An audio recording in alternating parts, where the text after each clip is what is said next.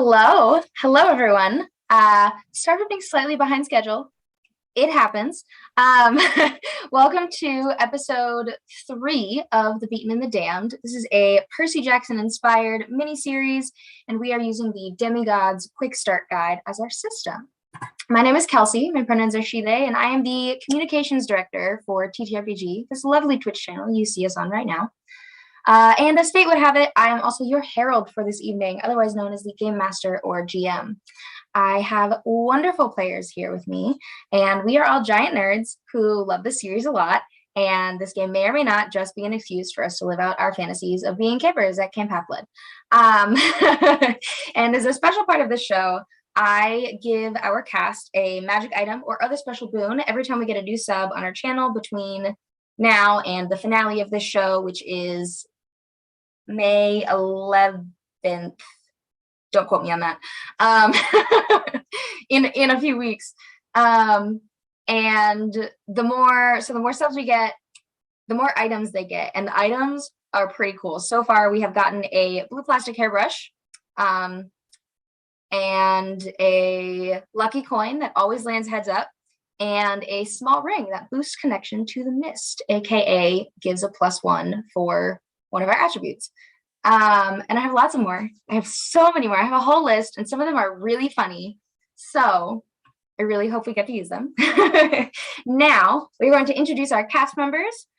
Please tell us who you are, as well as your character's name, playbook, and godly parent, if applicable. We are going to start with Vin. Hi guys, I'm Vin at VinVoxVA on Twitter, and I'll be playing Rascal, the trickster and child of Hermes. Wonderful. All right. How about you, Joel? Hi, I'm Joel. I'm going to be playing Solar Diaz, a son of Apollo, child of Apollo. And what's your playbook? I'm playing the Arcane. Nice. Sorry, I always forget too. Milan. I wasn't expecting to go next for some reason. Hello, I'm Milan, also known as Mallard on the internet. I will be playing Viren tonight, and Viren is not part god. And what playbook is Viren? Oh, right, Verdant. And last but certainly not least, we have Morgan. Hi, I'm Morgan, also known as Imaginatrix on the internet. And tonight I'm playing Althea Ali Cooper. She is a daughter of Poseidon, and her playbook is the Elemental. Wonderful. Now that we have met our brave heroes, we're going to dig right in. I gave this content warning at the end of the last episode, but then we ran out of time, so it wasn't really applicable, so I'm going to give it one more time. This first chunk deals with concepts of grief and loss, just as general concepts, so keep that in mind. All right, let me look at my paragraph here. Okay. You've just come from a heinous echo of Solar's childhood home and fell into a massive underground cavern. There's creek stone under your feet, massive piles of random items strewn everywhere. As you walk along, the piles grow closer together and more dense until there is a defined single-file pathway for you to walk through. You come to a clearing in the piles, surrounded by a few scattered trees. In the clearing, there's a rather large masculine figure with ethereal blue skin sitting calmly on a couch, reading a book.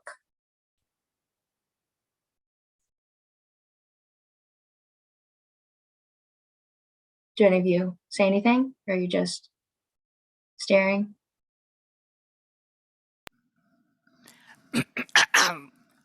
Hello, howdy. I feel like there should be some conversations happening. Rascal just steps up. So he's got reading glasses on, and he kind of peers over them and takes a look at you, and then closes the book and says, I was wondering when you would arrive. And he takes his glasses off and sets that and the book down on the couch next to him. And he turns to look at you. And at first, he looks young, but there's something else there, too, in his eyes. They're very sad looking, like an ancient kind of sad looking on an otherwise youthful face. And he leans forward and says, allow me to introduce myself. I am Piso, lord of this cove, and god of that which is left behind. I have a task for you. And it looks at his compatriots. I'm sorry, you just met us and you want us to do something for you? Well, yes. Aren't you used to that? Unfortunately, yeah. Josie, the wind spirit who guided you in here, pipes up and says, "Oh, he just loves being cryptic. Get on with it." And then he does not do that. He taps the book next to him, which is a hardcover copy of Shel Silverstein's Where the Sidewalk Ends. And he starts to recite from that book. My papa says that I was blessed, for if that music found me, I'd be witchcast like all the rest. This town grows old around me. I cannot say I did not hear that sound so haunting hollow. I heard it clear. I was afraid to follow. Then he waits for a moment and asks, "What do you think of that?"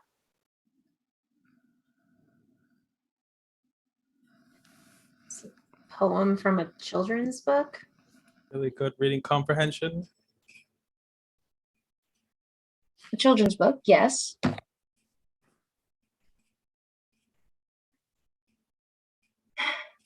Never mind then, I suppose. I called you here because I need something delivered. And if you can take it to her, she can offer you rest and sustenance. That's reassuring. Who are we taking something to, and what is it?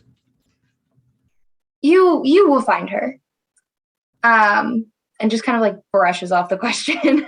And he gets up and walks around the back of the couch and starts rummaging through one of the piles that like towers up at least 15 feet. He's like pushing things aside, tossing things out of the way. He says things like, "I know I left it nearby somewhere." And he like tosses a silver charm bracelet over his shoulder. And then he's like, "Come on, I saw it 30 minutes ago," and shoves over like a half-finished marble bust off of a pedestal, and it like cracks open.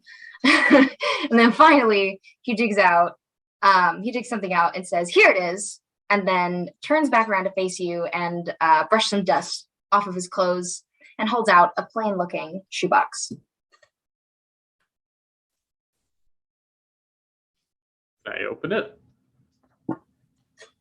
Yeah, you can open it. Inside. I say that to Piso, I mean. Oh. I suppose. It's not exactly secret, though it's not too important either. Just trying to get some Piso mind. And I will crack the box open. Okay. Inside there is just a little bit of tissue paper. And then there is the horn of some kind of animal just resting in there by itself. Is that it? That's everything that's in the box. Why Great. do we recognize what it is? It's just some horn. Just doesn't. It's the horn of some animal. Got it. Okay. All right. So not specific and unnerving. I mean, we can do a roll to see if you recognize it, if anybody recognizes it. I would love to. I would Oh, like to as well. I'll do one. Sure. All right, let's I'll just go help for someone on their roll then. let's roll for Pierce the Veil. So 2d6 plus judgment. Could I provide an assistance for this? I get a special +1 to those rolls. Nice. If it's obscure, I don't know if this constitutes as obscure. It is very dark in here, and we're looking into a box though, so maybe. Literally The clearing that you're standing in is surprisingly well lit, even though you can see no discernible source of light. I get it. All right, no +1. I rolled a 2. Rolled a Okay. 7. So that's Wait, how tonight's gonna go. I rolled a 6. Okay. 8 actually, because Okay. so 8. All right. I rolled if this was pierce the veil, what is my stat for that again? Hold on. Well, are you also rolling to see if you recognize it, or are you rolling to help somebody? I'll just actually, you know what? I'll just roll to help someone. I rolled a 7 Okay. on helping. Okay. Yeah, I did it. So somebody could add +1 to their roll. I'll add it to Solar's roll then. So a Okay. 9. Tell us 'Cause how. This Tell us doesn't how you are affect helping. Well, wait. Oh, never mind. I think they're both just standing over this box, just looking at it, and Viren's like, "This a ram's horn? No, it's not a rhino horn either." And they're just like trading ideas back and forth. Okay. So, Solar, with your 8, now 9, with Viren's helpful expertise, you still don't really know exactly what it is, but you have figured out that it is not the horn of a regular mortal animal, but the horn of some kind of monster. Well, who would have guessed? All right. So we're supposed to take this to some lady somewhere, Yes. and you're not going to elaborate. Well, I figured it was I'm the god of that which is left behind. The item was left behind for someone, and you're taking it to her. This I'm really is very specific. I'm really sick of gods like you just like telling us to do stuff with no context, and it's really frustrating, and it's really cryptic, and I'm kind of sick of it. Okay. Preach. Preach. Why didn't Been you send the doing wind this. lady to do it? So long. Oh, Josie? Yeah. Josie likes to stay around the cave. And I guess you Huh. don't want this horn delivered. Posse, are we sticking to this? Or are we just gonna? Why don't we just take it with us? And if we happen upon someone who needs a horn, then we can just give it to them. All right, Yeah. Velveeta. That's Young heroes, I think you may find that the rightful owner of this item will be more helpful than you realize. Listen, you'll have to forgive us because we were just kind of sucked into the earth by some vengeful cousins / siblings or what have you relations. So we're just a little testy. We weren't expecting quests in the middle of danger. We should be used to it. I did just kill my mother. So I do agree with them on being a little bit hesitant to take things from people that look like things that we may or may not know in our past. That wasn't your mother. You know that, right? I know that. But this doesn't change the fact that she looked like my mother. And like she claimed to be trustworthy just like you do. Well, I'm not appearing as your mother. I am appearing as a god. That's true. That makes you less trustworthy, though. No offense. Would it encourage you at all if I told you that the recipient of this item is under my care? No. really. The name would probably set us all at ease, but if you don't have one of those, If I don't have one of those, or if the recipient Or- doesn't have one of those? either, I've got plenty to give out. Well, I've told you my name. I am Piso, Lord of the Cove, and God of that which is left behind. It is. I really am surprised they don't teach you about me at camp. So many of your friends are under my protection. That makes sense, actually. A lot of them were left behind, huh? Mm-hmm. That's a good point. As are several of you standing in front of me. The rest of them. Rascal's done. Their arms Yeah. are folded. They're ready to skedaddle. Well, Lord Piso, thank you for this experience, I suppose. Is there a trail of the thing I've been following still? Yes, there is. Okay. Shall we just continue?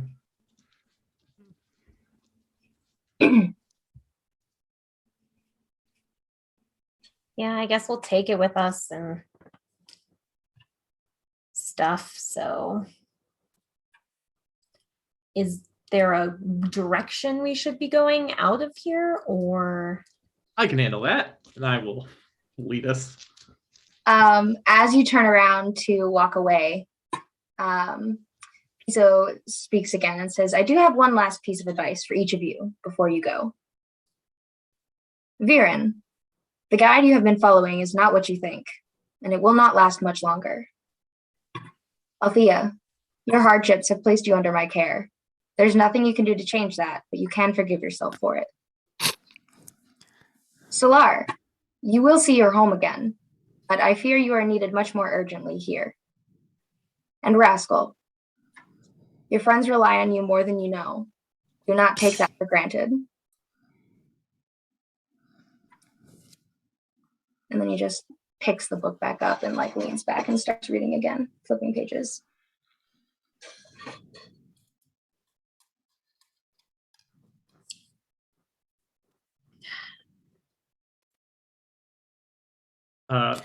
If we keep walking after getting out of earshot, I will say to the other, so you think, how long do you think they wait for something to be left behind before they grab it? Like if someone puts their book down and steps away for a moment, do you think they just snatch it right then, or?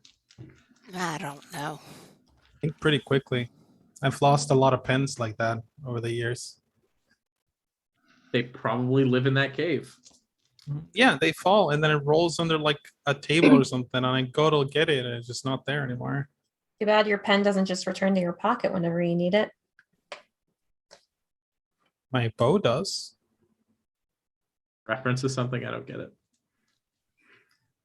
It's an old story from camp. It's okay. It's my brother's sword. Anyway. So who wants to take the lead? I'm assuming Viren, you Well, are actually, the one who can see. I'm going to just snap my fingers and there's a little sunlight, like a little orb that looks like a sun floating above us. Nice. Like, I got help. Oh, magic There you go. flashlight. Yeah, now we can see. That Okay, hits so the you spot. have your little magic flashlight shining above you in the it's like a carving of the rock, like a stone tunnel that just kind of like leads out, and the Viren, you see that thin line of green smoke trailing through down that tunnel. And you can see it's like that cool damp stone on all sides. And then it slowly opens up to a larger and larger tunnel until you're back in that that underground dirt packed wall kind of hallway that you initially found yourselves in. And at the end of that hallway, you make a couple turns following the mist.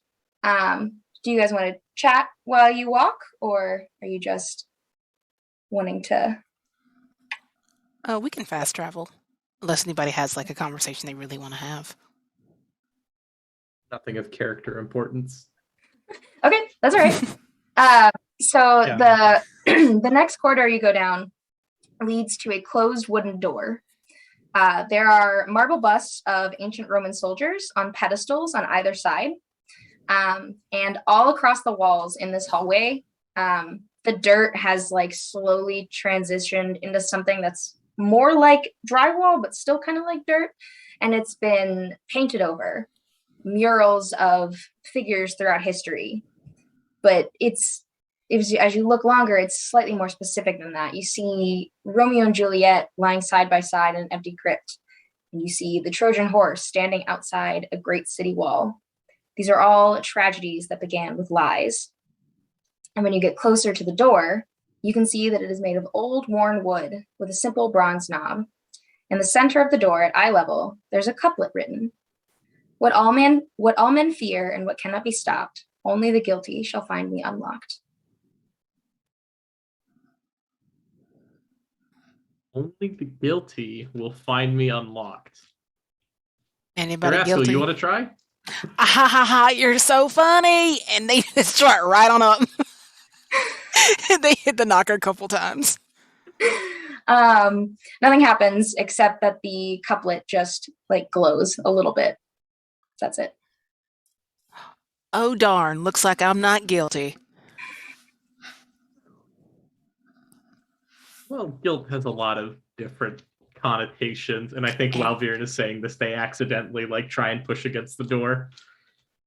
Oh, push against the door. Yeah. I mean, same thing happens. It just the words just glow a little bit.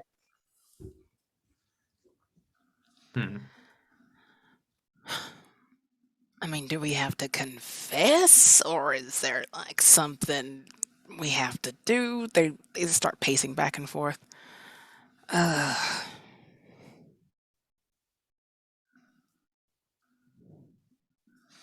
What does the couplet say again? The full thing? What all men fear and what cannot be stopped, only the guilty shall find me unlocked. For the record, so that is standing like about 10 feet back because he is not going to be responsible for any more door open shenanigans. What all men fear and cannot be stopped. I think Allie is just gonna kind of push on the door a little bit. Just test the glowiness. Push on the door. Yeah. So Allie, when you touch the door, one of the busts comes to life next to it and starts yelling, "Halt, young demigod, what is the password?"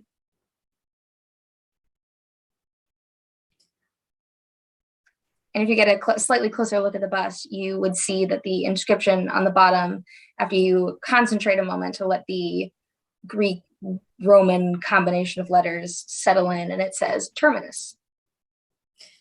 Oh.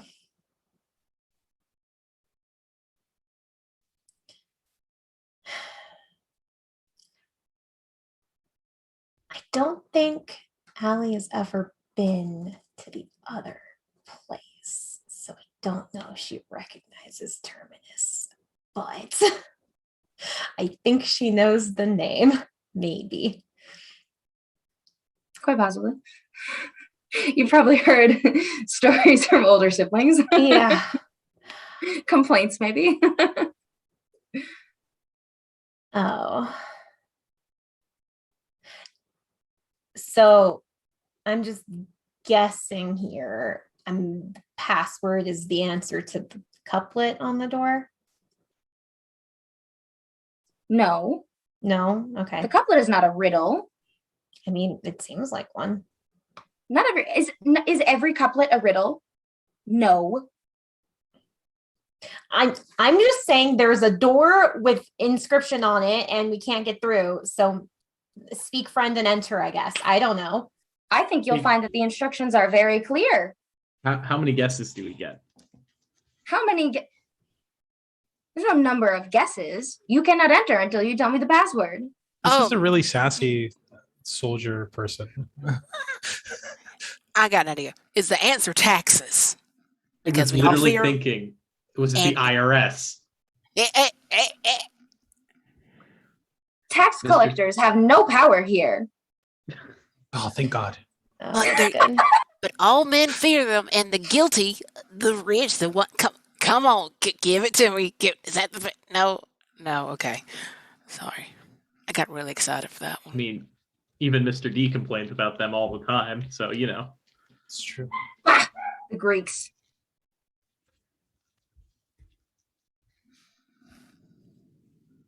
Now, how are we supposed to know this riddle? Or not riddle, password? It says right on the door. Only the guilty shall find me unlocked. And I asked you for the password. Guilty is the password. Guilty. No. Can it be guilty just this once? No. Since you are young, I guess I will spell it out for you. The password is a confession. Yeah, I was kind of worried about that. A confession. Is it open? No, it's not open. Oh, Now, can it be any confession? Because like when I was 13, I totally was the one who toilet papered the Athena cabin. I feel like everyone knew that. we did. I denied it until now, so It must be a confession that no one has heard before. That Oh, has never been admitted out loud. y'all are gonna be stuck here. And so am I, because I'm not confessing shit. Right. Can I Um, come whisper it to you? Maybe. No games. No trickery shall be had here. I am Terminus. You shall not cross this boundary until I get the password. Someone else please do this. I really am uncomfortable now. This statue's freaking me out. I wanna approach Viren real quick and be like, do we have to go in there? It's the only way forward. So on that point, That's like the point. you no longer see the trail of green mist like in a little line flowing under the door. Instead, when you walked up to the door, it like slithered underneath and disappeared. And then a little bit of green mist started to pour out from underneath the door, almost like a light shining through. This is definitely where we need to go. Hmm. All right. Let's hold on. And I will just reach into my hair and pull out like 4 sticks. Whoever draws the smallest one. Oh, God. Or. This is a statue. That's an old door. These are my fists. I have a feeling that's not gonna work. listen, I've heard of Terminus before just because of stories and stuff. Like he's a god. I don't know if that'll work. Okay. God, I sound like an Athena kid. Yeah, you do. Congratulations. Ugh.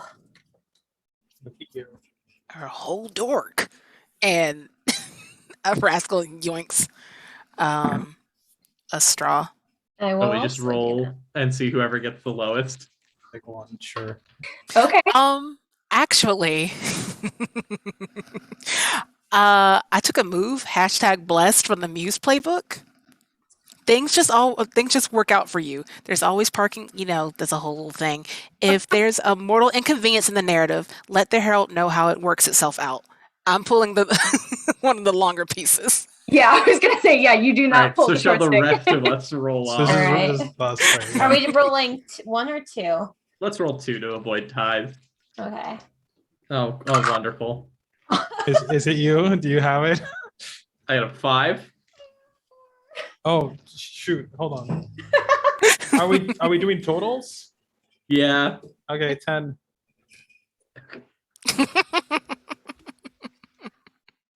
The cosmic universe is listening to me today. It's That's gorgeous. all I have to say about this. Nope. Oh, I'm so glad. Same. So I have to tell a secret that no one knows. Yes, confess I have to explained something. this. I have explained this many times. You know what your confession is.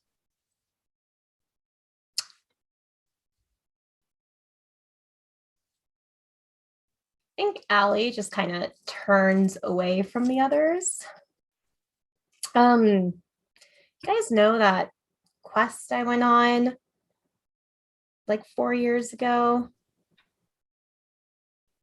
And one of us didn't come back, Cam.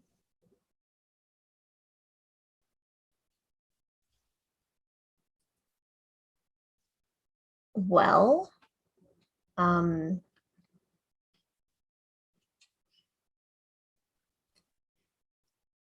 it's my fault he didn't come back.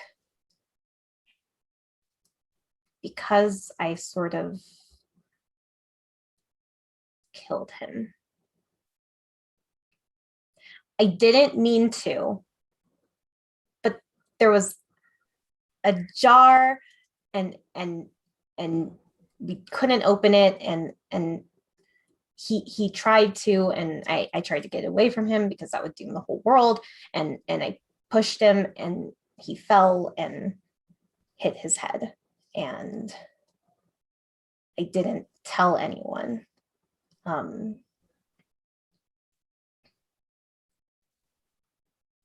So yeah.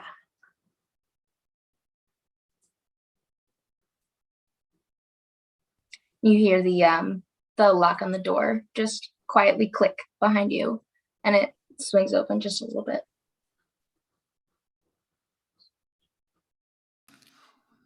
Well, shit. Yeah.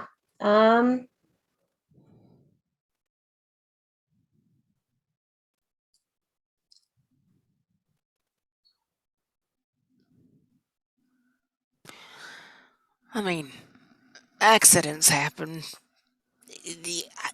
Yikes, maybe. And they are through the door.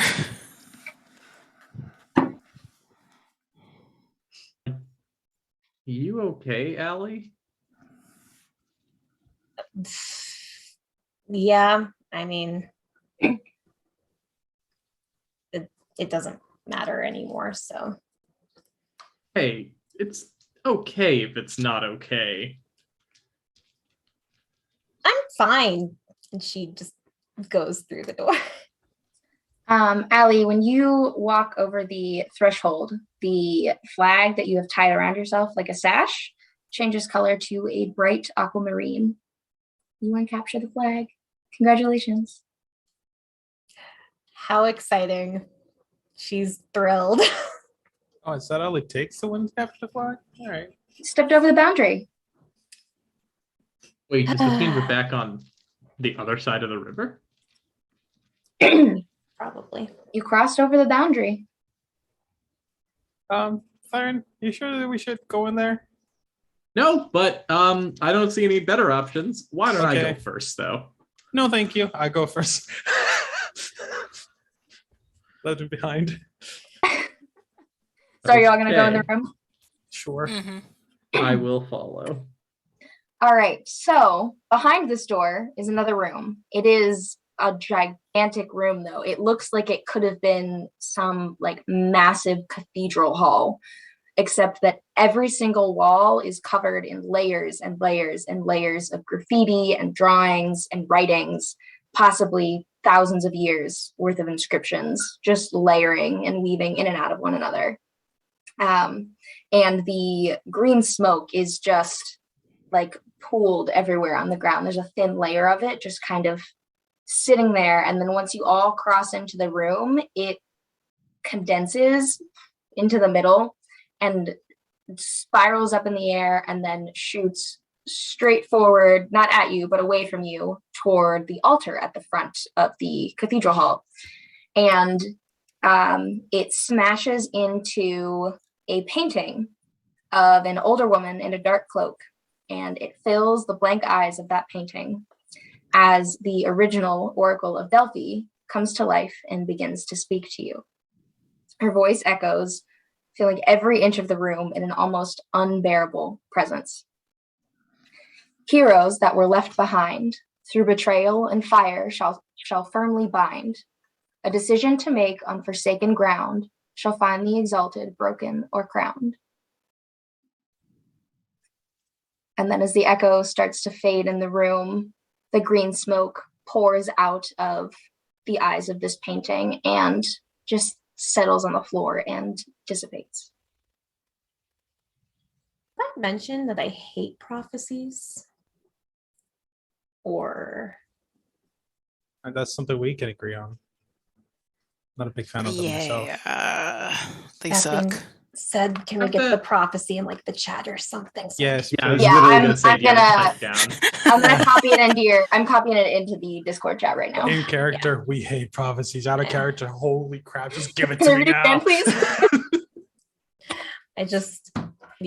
I just don't have the memory of Percy Jackson who hears one once and then like I can know. repeat it. I don't understand how they remember it every single time. I'd be like, wait, can you come back and repeat that? I don't know what you said. Yeah, I like when they memorize it and they can repeat it like when it's been like a week of fighting monsters nonstop, and they're like, I remember it perfectly.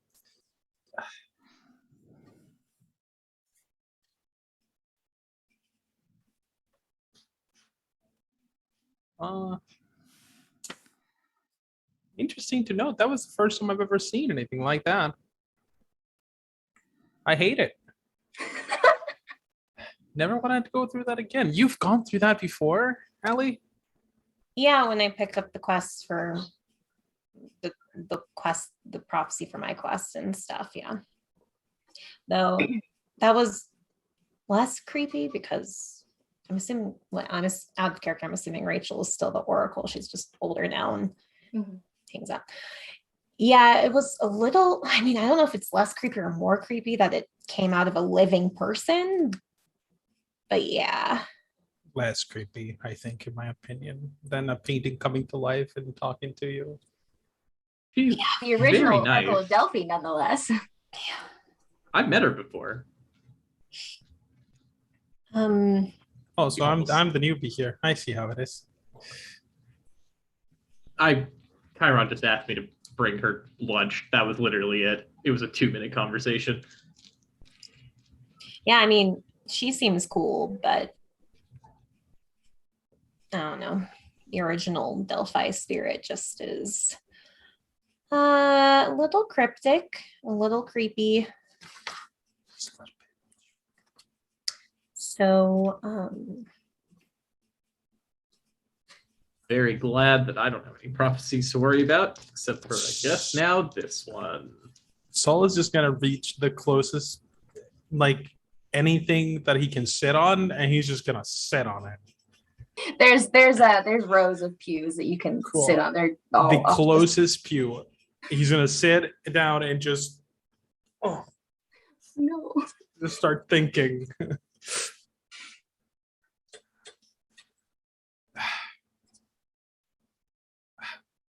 Oh, no.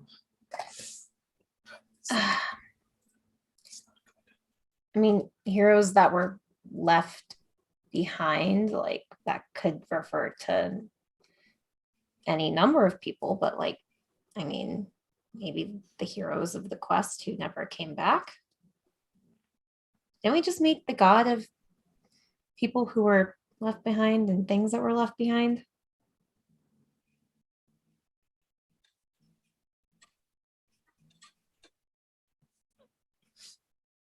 So maybe whoever we're bringing this horn to is part of this prophecy.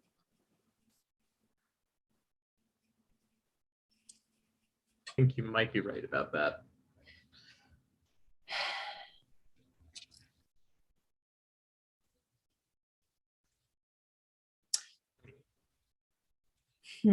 I have no idea.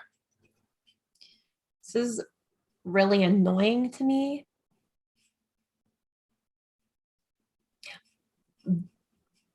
But those stupid kids of the goddess of wisdom probably would be better to figure this out. Because I'm a kid of Poseidon. If don't something, really I would think just like to about note as the If it's- GM that this is the second time that Allie has mentioned the Athena kids. just, If it's any- just to keep a track. if it's any consolation, Allie, my dad is the prophecy con, and I have no clue what's going on. Yeah. So- Well, I know we're not like as cool as the Athena kids that you keep bringing up, but they're not cool. They're really Sure, sure. annoying. They just are good at some specific things. Have you seen them play Sudoku? It's really wild. Yeah. Well, But Decision to make on forsaken ground. That might be where we are right now. Forsaken ground. And the exalted. I mean, exalted can mean a lot of things. I need a dictionary for some of these words. What's exalted mean? I've heard it before. Thesiosaurus. Sure. I'm sorry, I cope with humor. This is a very scary situation. It's okay. I can't use my coping mechanism right now.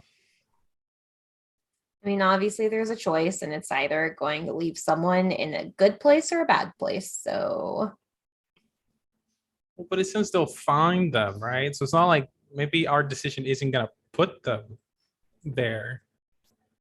Oh, never mind. I think you're right. I don't know. Decision to make on forsaken ground. Decision to make could mean to go or to advance upon a place. We did also make a decision already. If you consider the labyrinth or whatever we are at forsaken ground, we did just make a decision to take the box with a thing in it. something tells me that the prophecy wouldn't refer to things that already happened. I want to mean, know. it I don't know how could. any of this works. It says my first prophecy. I mean, yeah. Has it never been a thing where they mention something that's already happened in reference to something that will? But let's not worry about it. Let's just do what we're going to do. Yeah, it'll be funny once it happens. Whenever whoever's broken or crowned or broken crown, you know what I'm talking about. Okay, But, but if we are the ones who absolutely we find laughable. broken, Yeah, because it was just very funny when my own prophecy happened. but if we're, I don't want to be broken. I mean, it doesn't mean that that's referring to us. But it could it? Well, let's just hope not. Doesn't like Viren, can you like see any way forward, or I would love to try and make a roll. You can make a roll. Make a roll for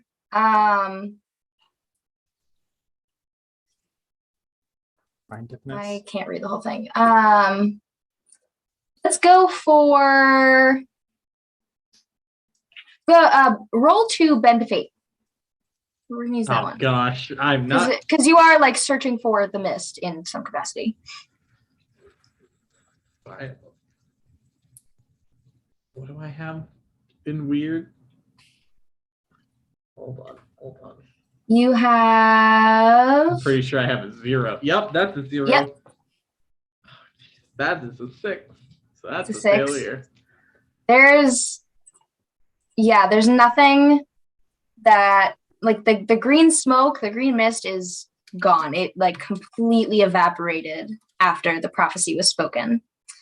But around the room, you do see that there are no exits save for the one that you walked through initially. The only other door that you can see anywhere is the door to a confessional booth that now very slowly creaks open.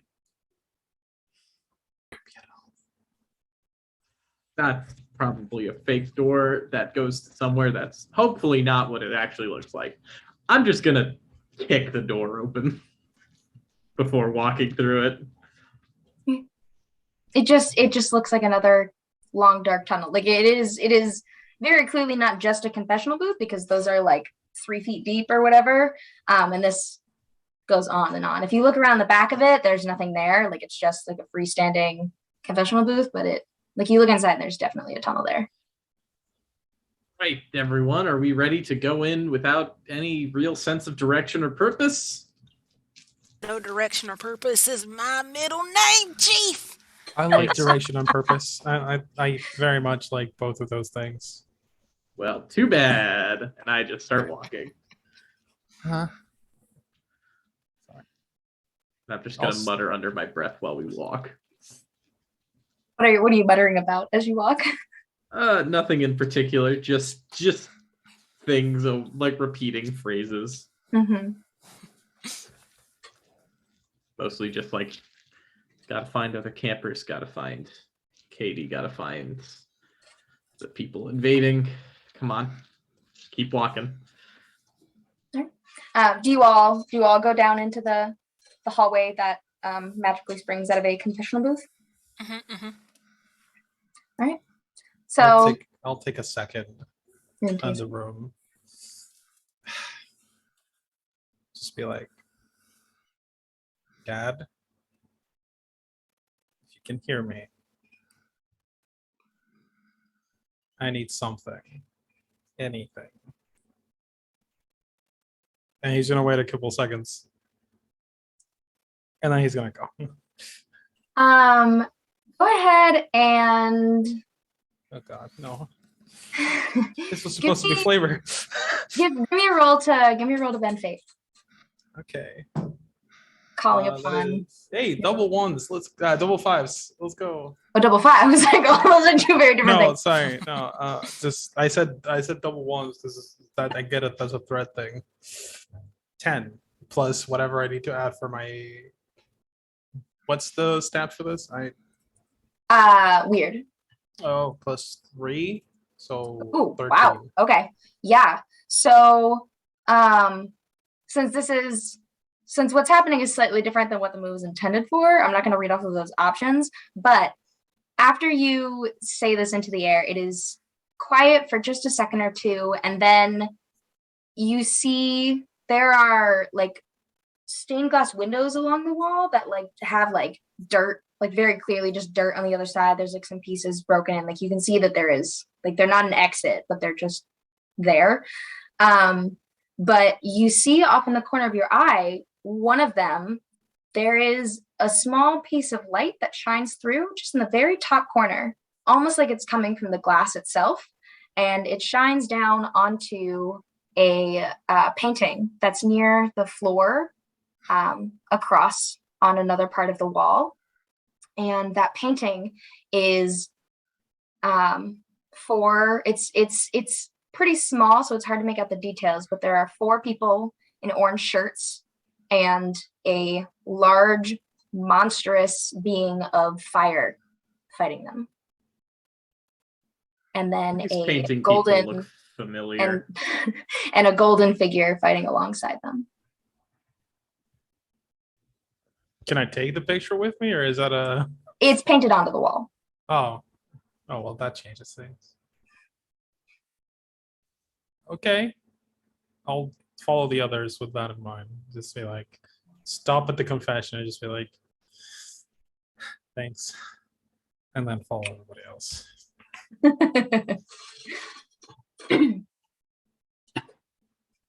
Would you like to chat as you walk? Anybody want to have conversations? I want to catch Rascal real quick. Sorry. I'm just gonna This is for. catch up and just be like, hey, hey, I wanted to say thanks for having my back there. Look, I didn't want to talk at your funeral. I'm not good at eulogies. That's why I stuck beside you. I don't think they would have made you talk at my funeral if they. I would have anyway, and I That's would have fair. just been choked up about it because I would have been over my head. But Fair. good on you. Good job back there. Yeah. I can't like super promise that I'll have your back because that's not really the thing that I do. Well, at But least if you're you do, honest. but if you get hurt, let me know. I'll keep you alive, hopefully. Unless you like insta die, and then I can't really do anything about it. But if you survive somehow, then Yeah. I can You make could have. That. you're right. Sorry, not used to Good job. all of this. All right, that's it.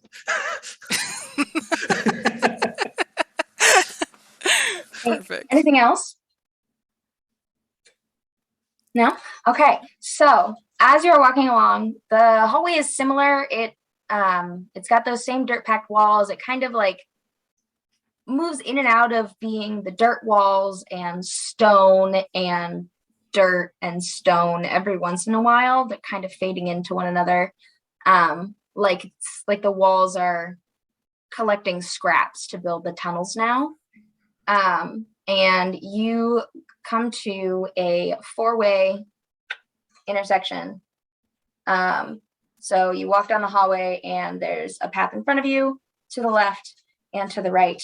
And in the center, there is a stone statue about 5 feet high of a sphinx.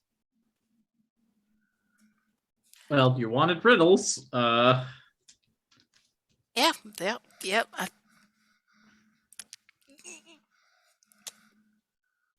Hello. There it is. Venerable Sphinx. Have you come to play in my game show? That's not our purpose here, but I have contestants, and it like raises its, I don't know what kind of hands, there's paws, Sphinx have paws. It just a little clapper thingy, and there are spotlights that come down from somewhere up above. You can't see where, and you see that on the there it's like maybe 15-20 feet up. You can see that the walls have like a top to them, almost like there's like the whole thing is a rat maze that someone can look down in, and there on each corner there are more smaller Sphinx statues that appear to be little helpers, and out of the ground arises 4 little pedestal. What are they called when the thing that you stand? Podium? Yeah, Podiums? podium. I should know what that's called. I was a drum major for 2 years. Anyway, so there are 4 podiums that rise up out of the ground, and there's one kind of like in each hallway pathway that faces in toward the Sphinx. And it looks at you with a very interesting expression in its eyes, very wide, and says, "Come play my game show."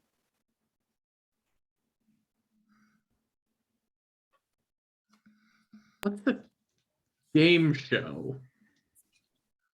What's the game show? It's the Sphinx game show. It's my game show. It's I think it'll be very fun. You should join. You should get at the podiums. I've heard about this. They're pretty easy questions. Well, at least at one point they were, maybe. I'll go stand behind a podium. I'm still not sure what a game show is. Oh, man. basically, it's usually on TV, and you answer questions or guess things, or sometimes you pick letters and there's like a hangman sort of situation. I don't know. Don't you ever watch like the TVs that the Hermes cabin sneaks in? I grew up in a forest. Right. Well, I mean, you live at camp. We have like amenities. The Hermes cabin is too cool for me. I haven't seen TV Yeah. ever. Yeah. Are you all at podiums? Okay. I guess I'm going to a podium too, since everybody else is going for it. It's like I'm not So gonna be the when- odd one out. When you step onto there's like a little piece of like wood that you stand on, so you're not just like standing on dirt. There's like a place to stand. And as you step onto that little platform at the podium, there is another light coming from somewhere that like shines right down on you in your face, like a big old spotlight for each of you. And there's a spotlight that comes down on the Sphinx in the middle. And it says, "I have several questions for you. Whoever gets the most right gets to walk away alive." That was not Wait. mentioned here. Hold on. We're Can kind we of a team. negotiate? You agreed to play my game. Question number 1. How long is an Olympic swimming pool? Oh, I know this one. It's 50 meters. I was going Correct. to say 50 meters. Oh, okay. I was gonna say very long, but I guess that wouldn't qualify as an answer, I guess. Our tree friend is in the lead. Question number 2. What is the geometric shape commonly used for stop signs? I'm too dumb for this. Octagon. I An don't know what a octagon, stop that sign- is correct. What is a Question number stop sign? 3. What is the last letter of the Greek alphabet? Omega. Oh, Ooh, we have someone pulling ahead again. Question number 4. Who is the last known bearer of the curse of Achilles? Percy Achilles? Jackson? Percy Jackson? Incorrect. Oh God. Oh, And the sphinxes from the corners fly down and are baring their teeth at you. We don't like incorrect answers on this show. we're about to on. die. Go on, fight. All right, I'm gonna pull out my crook and just try and The- crack one of these The statues. little sphinxes are coming closer and closer toward you. Toward each of you. One each, in fact. oh, towards all of us. Yeah. Oh, that's more dire. Well, you than I arrived thought. as a group, did you not? I thought they were all going to Okay, go to okay, Alley, and I so- was Oh, fine now with we're that. together Only again. One of us. I would can like to leave shape if we get the change. most answers. Oh, But I'm sorry. How does this work? If you would have read the rules in the instructions manual, then you would know. Where's And the you instructions? see- Oh, God. if you turn back to the hallway that you just passed through, there is one of those like plastic trays that attaches to the wall, and there's a thick spiral bound booklet to it that says rules and regulations. Definitely was not there when you walked in, but it's there now. I hate this. All right, we are in combat. So who would like to go first? I would love to shape change. All right, shape change. What is? Do you have a move for that? It is. I have a move for that. You can change into animal and plant forms, just plant forms, melding your possessions with you. To be an unremarkable, harmless creature or plant, no roll is needed. But when you want to get fancy, I roll metal. Okay. Viren just sticks their arm into the earth below, and I would like to make a weapon out of the roots and like plant material that's still in these. that's such a Still in brute this- move. Nice. Yeah. Go ahead and roll 2d6 So plus metal. badass. Oh God, that's a 7. So Okay, so you I get can to choose one option. You get to choose one option for that list. And while you look at them, I'm going to read it out for our audience since we haven't used this one yet.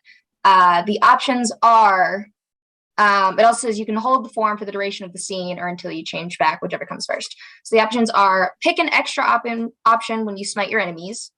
The form deals +1 harm. The form has +1 armor. Fly high or swim deed. I'm not really sure how that would apply to this, but that's one of the options. Move with extraordinary speed. You're several tiny animals. You're a swarm of insects. And then there are other options if you rolled below a 6, but you did not. So you get to pick one of those.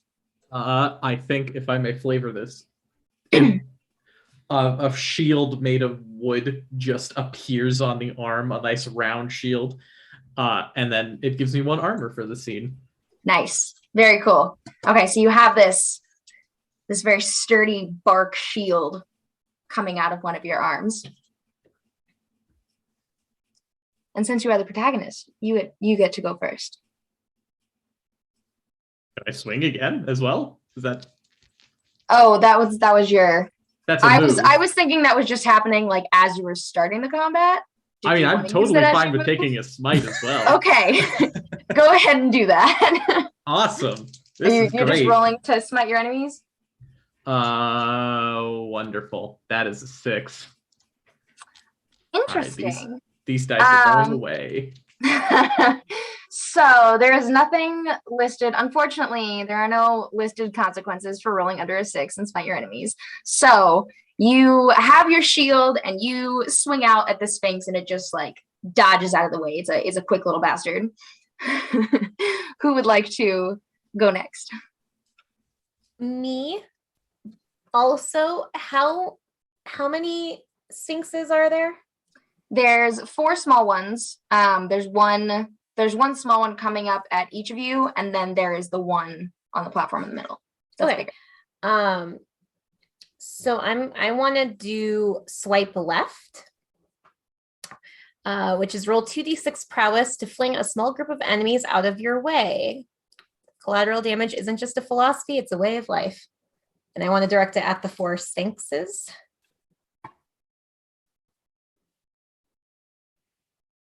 Okay. You can do that. Just keep in mind that everybody else is also within that line of fire because there's one like in front of each of you at the crossroads. Like you're each kind of standing in front of a hallway, and then there's a sphinx in front of you. I kind of wanted to like sidestep and then like so I can line up the sphinxes kind of. And then they're like in a square. Oh, I didn't realize that.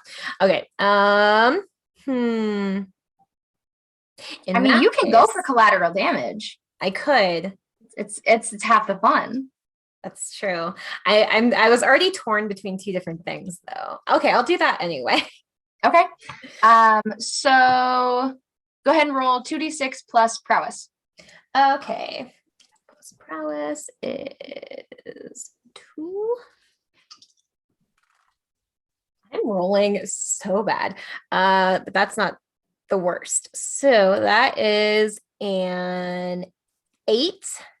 So I knock them prone, but they're unharmed. Okay. So the sphinx I do have an epic weapon, so I may choose one option from smite my enemies as well. Okay. So I'm gonna choose that real quick. Get ready for Allie to kill us. Oh no, I'm sorry. I'm gonna do. Where is it? Oh, there it is.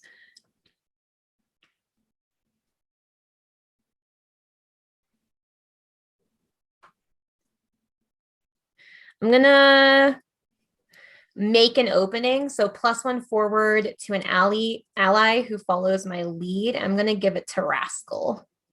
Okay. How are you giving Rascal an opening? I think since they're knocked prone, everything got knocked prone, right? Everyone. Yes, except the large sphinx in the middle because it's like affixed to its. Okay. So I think I'm gonna say that Rascal's the closest to me. And the way I'm flavoring this is like Ellie like hits her bracelet, summons her trident, feels for like any water like or pipes or something running beneath, since I know the labyrinth is like a mix of like modern and ancient and all sorts of stuff. And when I feel water, tug at it, and someone kind of just like a wave out of the ground to like knock things prone, and just on instinct just reach the trident out to like the closest person to me to like try and steady them. Okay. And as this like big tidal wave of just like weird looking murky probably water crashes, just like stick the butt of my trident out to Rascal for them to grab and keep them aloft so that when everything else is prone, they can take a move to attack something that's prone. Yeah. Okay.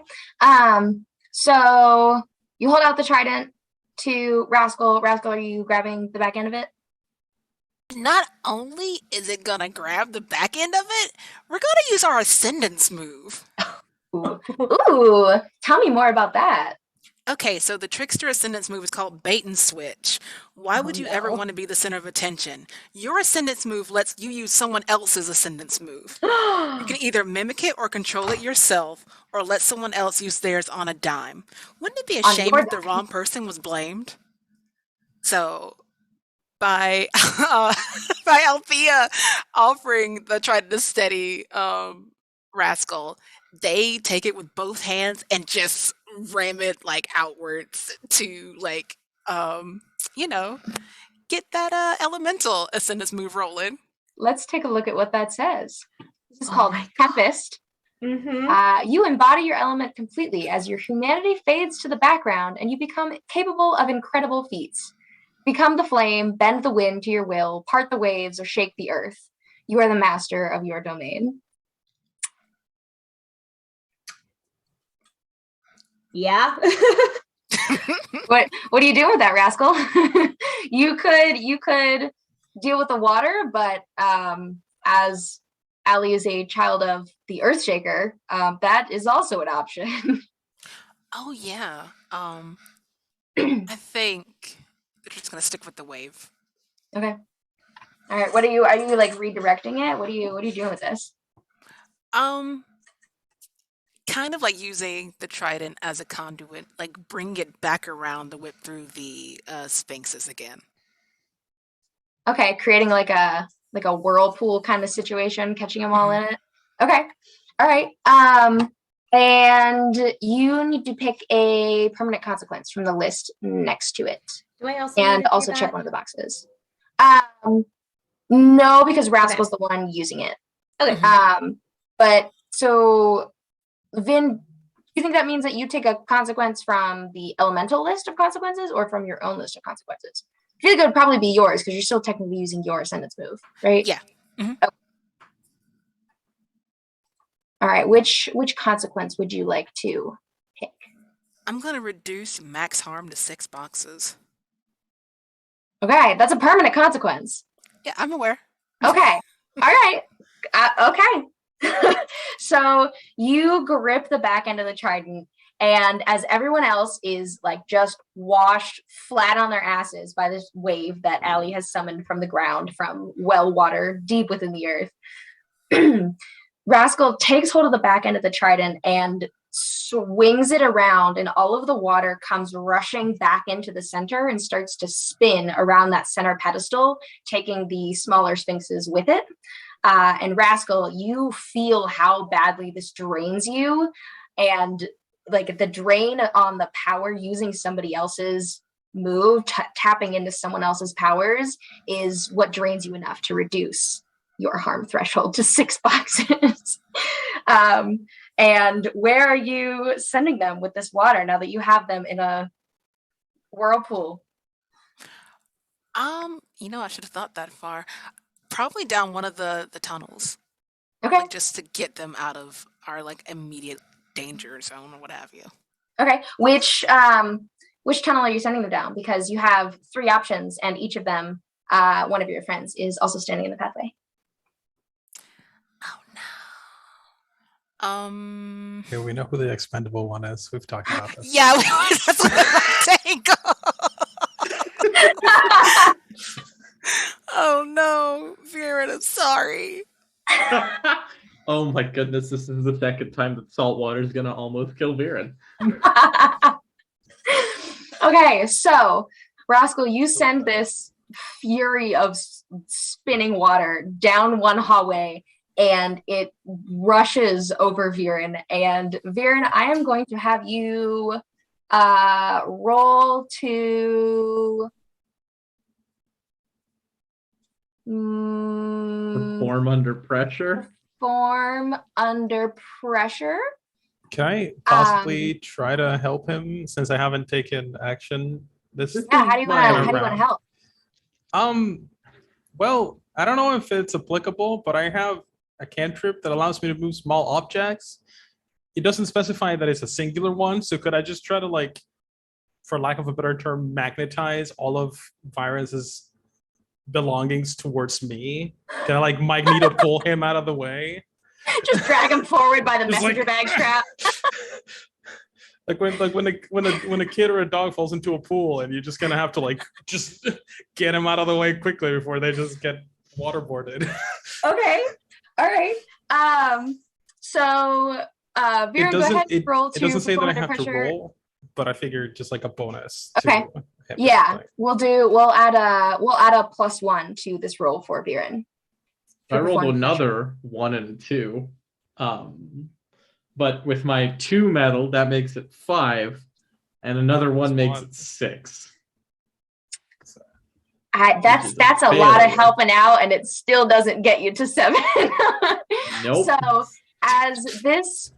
when you were knocked on your ass by the initial wave, you were all right, a little sore, a little slightly winded, but you were all right. And when it rushes back in, it catches you, and you like spin around and fall just as you're trying to get back up, and you take 1 harm from that. And then as it all splashes down your hallway, it rushes into you again, and you feel like you're going to be dragged away completely by it, except that your friend from across the hallway has a magical hold on the front of your shirt and is dragging you forward. And it works well enough that you like fly over that Sphinx in the middle and land right on top of Solar, and both of you take 1 harm. Question: does my armor reduce both of those? Your armor, what is your armor reduced? By how much? By 1. Okay, yeah, so it would reduce 1 of those. Okay, so you would take 1 harm. So thanks. I take the 1 harm? You each take 1 harm. Viren was going to take 2, but had the shield. So you fly over and you land on Solar, but you land on your shield arm, so Solar kind of gets pressed flat a little bit. But you he's massive. Slightly less. I'll roll off Solar and say, thanks for the heads up, Allie. Again. I mean, part of that was me, but I didn't do all of that. Allie, that was amazing. How did you do that? I don't see any other ocean children around here. I don't know about you. I promise it was like the weirdest thing ever. Like, I don't know.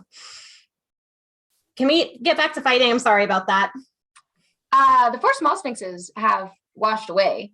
And the one in the center is affixed to the stone platform and tries to pull its back paws off, but can't leave the platform. So it's just swinging wildly at you, but like the old cartoons with the dog on the chain, as long as you stand out of reach, it's harmless.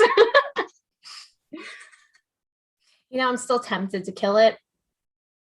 Are the podiums also attached to the floor? Yes. Yeah, they didn't wash away. Listen, You can knock them off if you want. No, I wanted to stack them in front of the Sphinx so it couldn't see. I mean, no, it's fine. I'm gonna try to heal everybody. So I have to. Hey, that's a 10 plus my 13. So I get to pick 2 effects and 1. That's the wrong thing. No, that's what I was looking at. Is that are the options from your playbook or is that from the basic? Spellcasting. Arcane moves. Okay, cool. So yeah, you get to pick 2 effects and 1 cost. So we agreed that I could switch harm for healing. So yes. Everybody heals 1. Oh. Hey, let's go.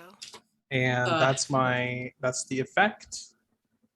You get to pick 2 effects. Yes. I'll say one more effect. The second effect is going to be cast a spell instantly, so we're just up and go. Gotcha. And then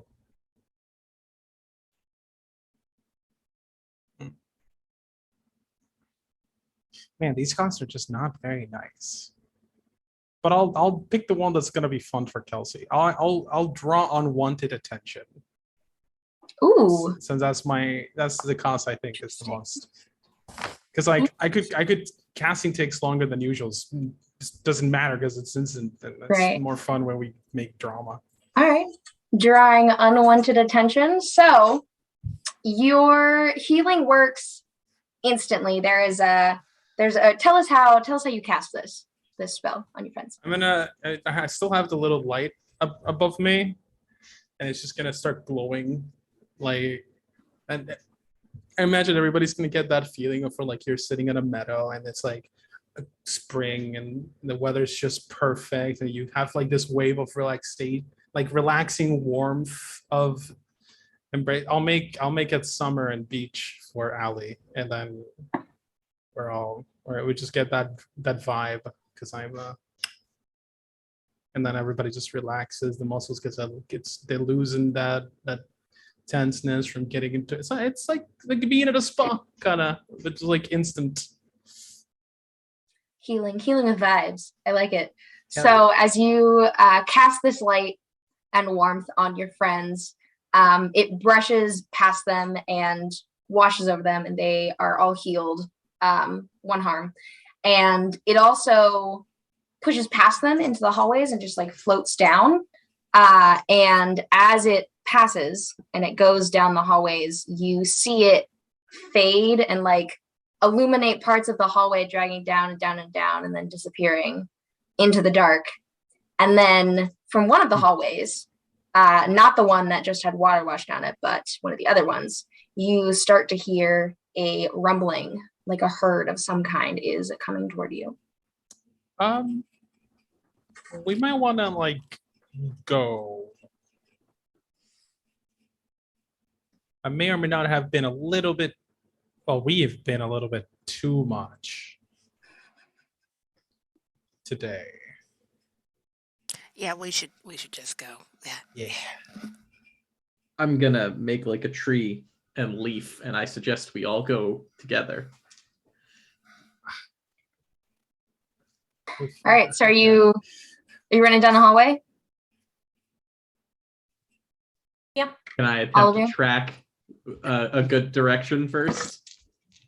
You can try. Oh no, that's never good. Your little trail of green mist is gone. It has become apparent to you that the oracle was pulling you toward it, and it is no longer helping you now that you have the prophecy. All right, I would like to instead focus and see if I can smell any different smells of any half-bloods other than the 3. Okay, so you're smelling specifically for half-bloods and nothing else? Yeah. Okay. Let's go find other campers. All right. So that is going to be, I guess, a judgment roll. Yeah. Yeah, we'll go But with I it. can use metal when tracking. And they will need supernatural help to throw me off the scent. That is a 9. It's a 9. Okay. I've rolled a 1 with every roll I've made. You're having a real time with the fates tonight, aren't you? So you get a very vague scent of it down 2 of the hallways. You catch just like the smallest hint of, you can't quite tell, it smells like dirt, but not wall dirt, like fresh dirt and grass and a little bit like home, and just the vaguest scent of camp down 2 of the hallways. And one of them smells slightly stronger than the other, but more on the grassy side than the camper side.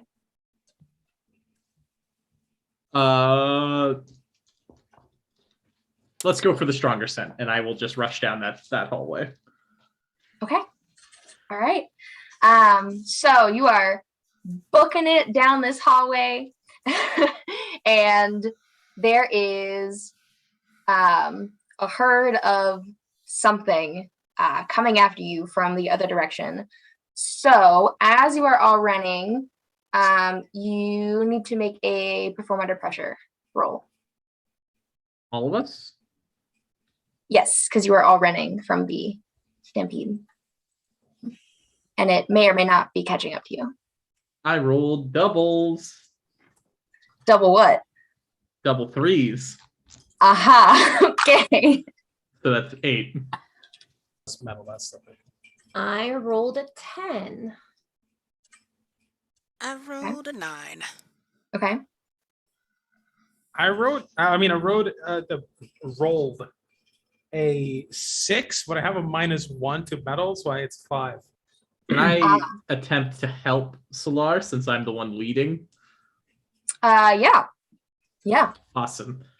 We have 2 tangles together, so that's a +2 to this roll. Yeah, we do. Oh, heck yeah, that's a 10. Nice. Hey, let's go. What does that mean? I don't know what that means. With a help, on a 10 I can choose 1, and I'm going to give you +2 to your roll. Oh, nice. Putting you at So 7. 7. Nice. So, you guys, Rascal, remind me what you got. Oh, a 9. You got 9 to 10. Okay, so you all are running. Allie and Rascal start to pull ahead. You're a little bit faster than the other two, and Viren and Slar starting to drag behind just a little bit, and you can hear the rumbling in the distance slowly catching up to you. You can feel the ground shaking beneath your feet from the weight of all the something running along behind you. And Viren, you trip and stumble just enough to lose your balance, but you manage to keep going forward, and you see Solar almost trip over the same root in the ground, which you eventually caught sight of, and you're able to pull them over it. So you guys all make it down the hallway. And at the end of the hallway, there is another ledge. And it's pretty dark. You can vaguely see more ground underneath it somewhere, but the better place to go is the rest of the hallway across the 10-foot gap in the floor. So much sprinting. I'm a lot better at long distance. Okay. I suppose this one's up to me, huh? It's time for some plant control. I would love to make a root bridge. Very cool. What are you rolling for that? Is that one of your moves, or just? No, it is not. I think the best thing this could be. I don't know what this could be. That feels like Weird. that feels like Ben Fate. Which, if possible, can I assist with that? Being light in the sun to help grow plants. Yeah. I don't know how I can help. Do I need to roll something, or? Yeah, you'll roll to Okay. provide aid, which is 2d6 plus however many tangles you have with that other character. You don't know how much I miss the sun, Solar. Thank you. And I'm gonna roll. That's weird, which is 0. That's 5 since I rolled another 1 and a 4. You said what I rolled plus whatever tangles I have. However many tangles you have with Viren specifically. Okay, so that would be an 11. I don't know what that gives me, but I rolled. Okay, you rolled an 11 on that, so you get to a choose 6 and a 4. Yeah, so you get to choose one of these 3 options. They can add +2 to the roll, they can add +1 to the roll and gain a thread, or you both take 1 harm, ignoring armor instead of the harm they would have taken. But since you're trying to build a bridge, it's not like an attack. That one's not quite as relevant. How much do you roll? Rolled a 5. Okay, so I'll give him a +2 for a 7, which I think that's the success. Yeah. So, Nice. Viren, you feel into the ground and feel these roots here, and you are asking them to grow and bridge the gap between these 2 sections of hallway, and it's difficult because you are so far underground. But lucky for you, you're friends with the child of the god of the sun, so you have a little bit of extra sunlight to help you out and help these roots out. So you are going to pick 1 boon and 1 bane from the list under the Ben Fate roll. Why is it so menacing? My gift does something beyond its normal limits would make sense here. Okay. And then the other one, the Bane, let's take 1 harm ignoring armor. Okay. That does seem like the safest option there, doesn't it? Yes, it does. One of the just for funsies, I would like the audience to know that one of the options under Banes is just a very cryptic "something bad finds you," which feels like not quite the same level as taking 1 harm. But whatever. To be fair, that's also you draw something's attention. It's like you gotta find out what it is. Mm-hmm. So is that your gift 1 is harm something... for the 2 of us? Sorry. Just for Viren. Just you. Just for Viren. So Viren, because it takes so much extra effort from you, you feel the strain of it start to drain your energy a little bit, and you can feel a bit of fatigue set in as you take 1 harm from this action. But it pays off. It works. You can see roots pushing out of the side of the cliff that you're in front of, and they grow and weave together and braid themselves into a lovely little garden bridge with railings and some pretty flowers sprouting out of it. It's very sturdy, and it crosses all the way to the other side. As I'm going to cross, but as I cross, I whisper, "Thank you so much. I owe you one." Come on. So you keep running, and are you leaving this bridge up behind you? I ask the plants, do they want to stay in shape or do they want to go back to their normal sitting position? Evens or odds? Odds. That's a 3. Okay, what do you want them to do? It would be great if you would go ahead and change back for us. Thank you so much. You can't hear any discernible words, but you just have a feeling of them like kind of grumbling, like, it's beautiful fucking bridge for you, and you just want us to just just kind of grumbly, but they do it anyway. The roots and vines retreat back into the wall, and as it does so, you watch one single little flower fall off and fall down into the darkness.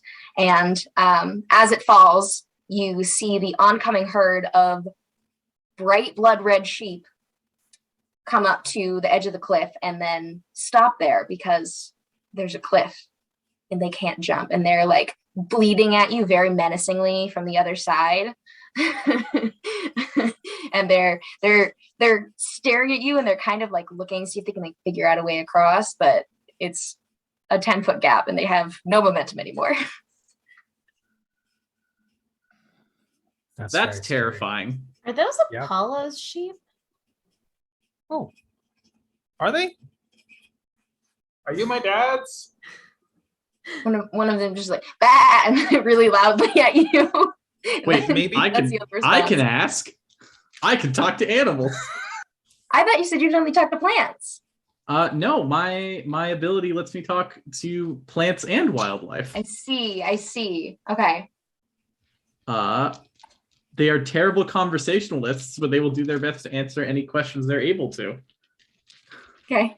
Do you have to roll for that? It is a pierce the veil question. Okay. So go ahead and roll 2d6 plus judgment. Oh shoot! I dropped one of the dice. How dare you?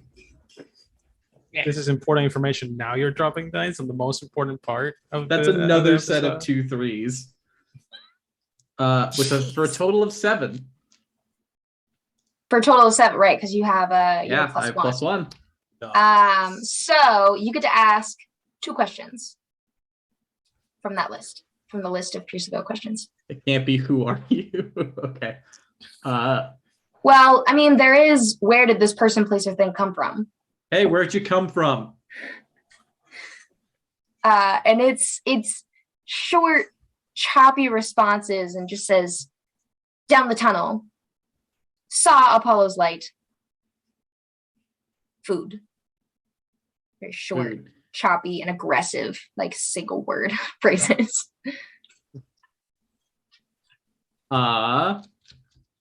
What happened to you recently?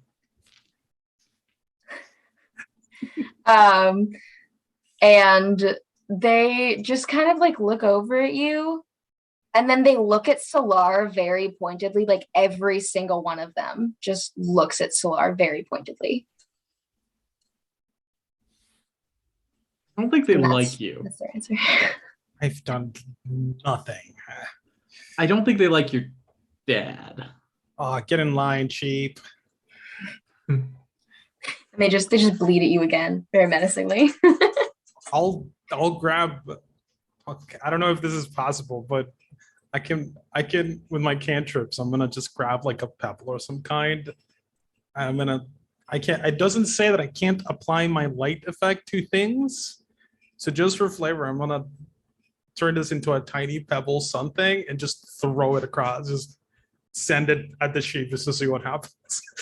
Like throwing it at them, or like Well, like throwing moving it, it, I don't technically can't throw it, but like just giving it to them to see what they do. I don't know. What's this? well, there is a 10-foot gap in front of you, so you probably have to throw it. Well, I can move small objects. It doesn't have a Oh, that's limit true. technically. That's so true. it's just this little. Okay. So the you take this small pebble in your hand and it lights up and you send it across the gap, and the sheep just kind of like stare up at it with very like blank sheep expressions, like zero thoughts. And it starts to like drift past them a little bit behind them, and they all turn their heads and they start like wandering after it. That'll keep them entertained for a few hours. You don't think those were like the sheep, right? Maybe they were the rejects. I don't know. I don't think there's such a thing as a reject when it comes to sheep. They're all kind of sheep. Almost. I'm pretty sure there's like a whole idiom about that, but we'll leave it be. Yeah. These are red sheep, not black sheep, so we'll leave it. All right, so there is one way forward. I mean, I don't have anything else. Am I still following the scent? Yeah, it's still coming from down the hallway. Yeah. All right. Well, nice job with that bridge. All right, so as you continue walking down this hallway, we are going to cut to break and take a hot 5 to 10 for bios, water break, stretching. We suggest that our audience do the same. We will see you back here in a little bit to see what awaits them next in the labyrinth.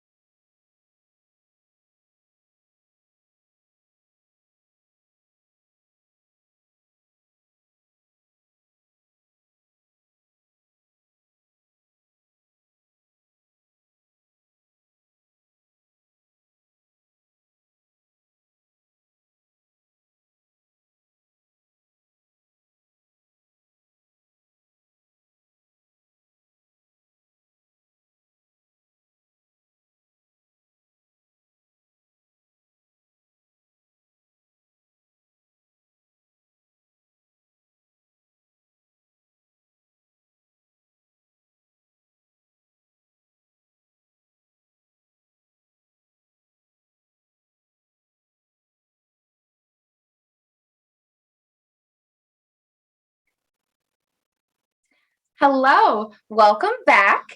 We have lots of fun things left to do. After a rip-roaring good time in the first half, I'm sure everybody's feeling great and super rejuvenated. So let's get into it, shall we? You're continuing to walk down this hallway, following this stronger scent that Viren smelled. And as you walk along, you start to see some greenery popping up out of the dirt at your feet, just little bits and pieces here and there. And they get bigger as you continue walking for what feels like hours, feels like forever. And they turn from clumpy patches of weeds into like full-on saplings and small trees. And it's really odd that these can grow at all down here, seeing as there is no genuine sunlight. And Viren, as you're following the scent, and since you are a dryad, there are a couple other things that stick out to you as well. One, every single plant that you have passed has been the exact same species.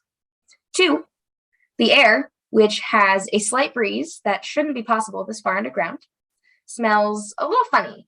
Not like monsters, not like anything you've smelled at camp either. Smells more like home, your first home. And three, these plants are whispering.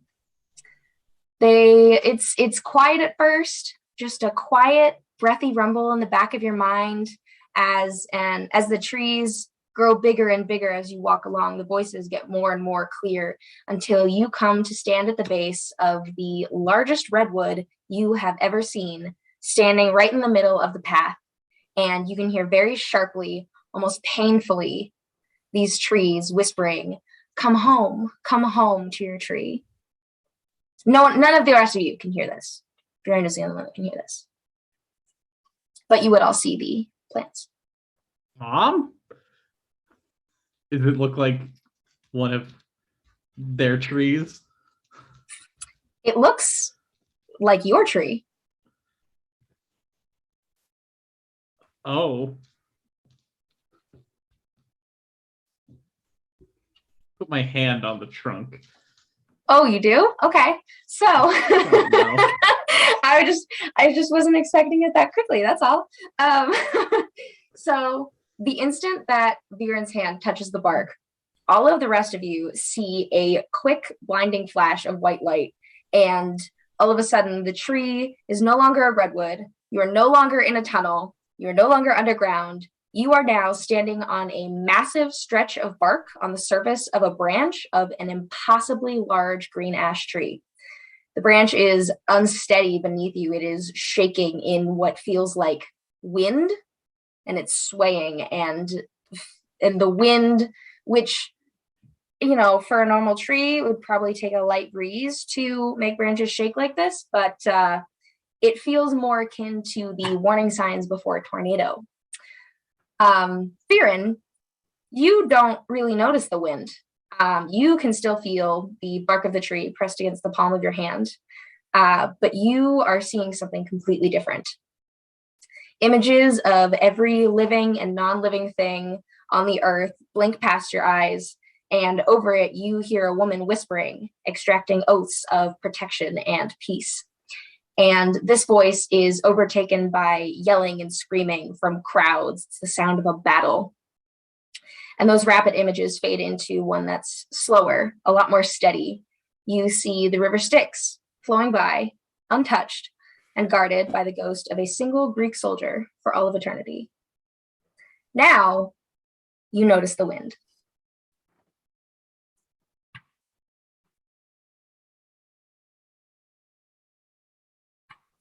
this voice. You have not heard it before. I have not heard it before. Correct.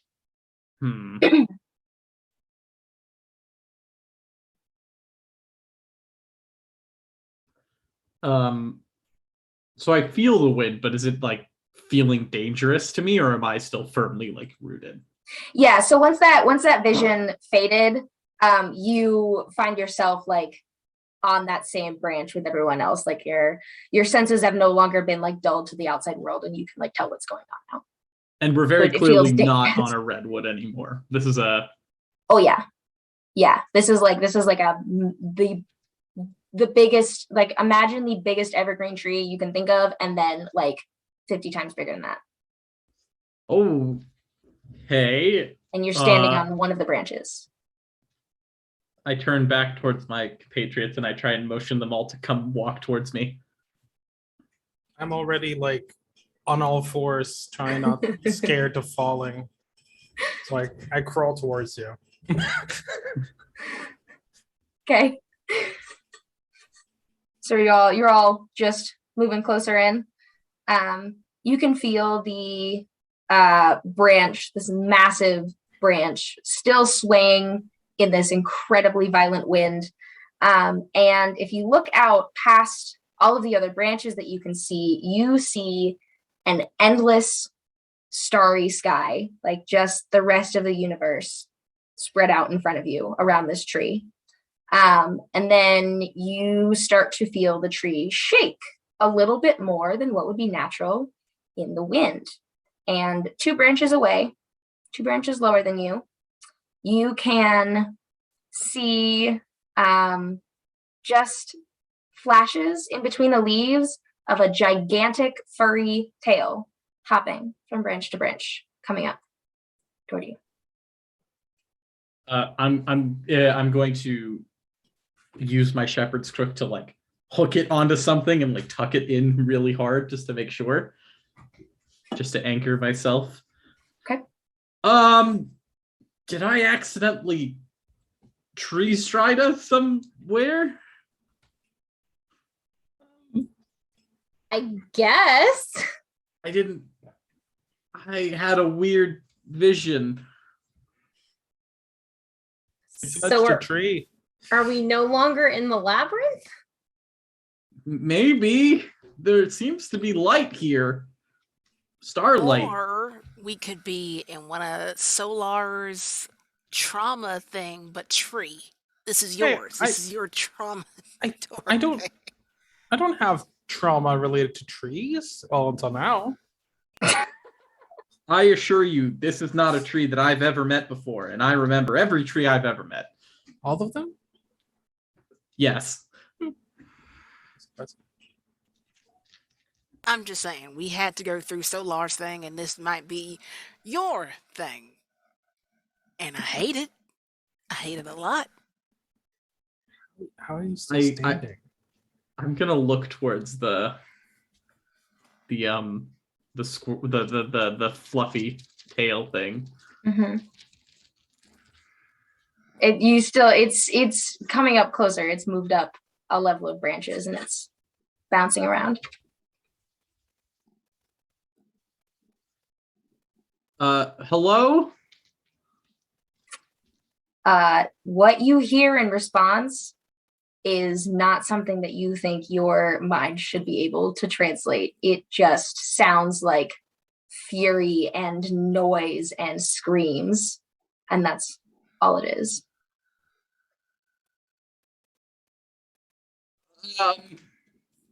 I'm sorry if I've trespassed. Are you still touching the bark on the tree? Yes. Okay. Trying not to fall off.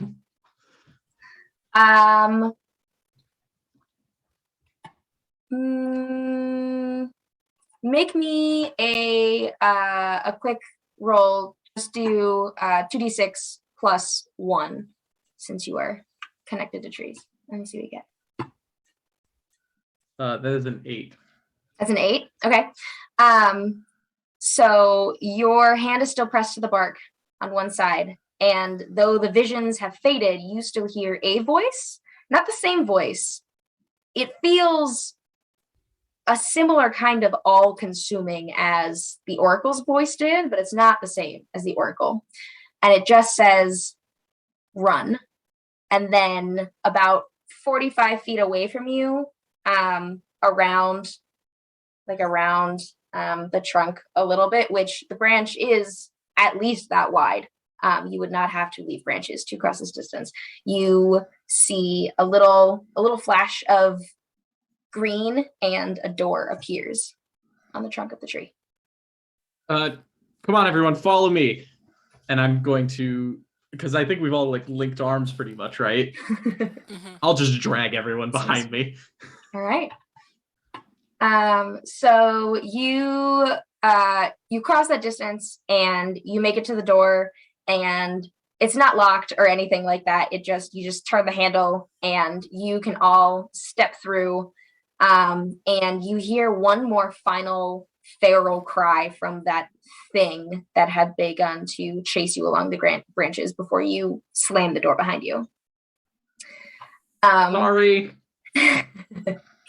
And when you walk through this door, you find yourself stepping down 2 short stairs onto a sidewalk.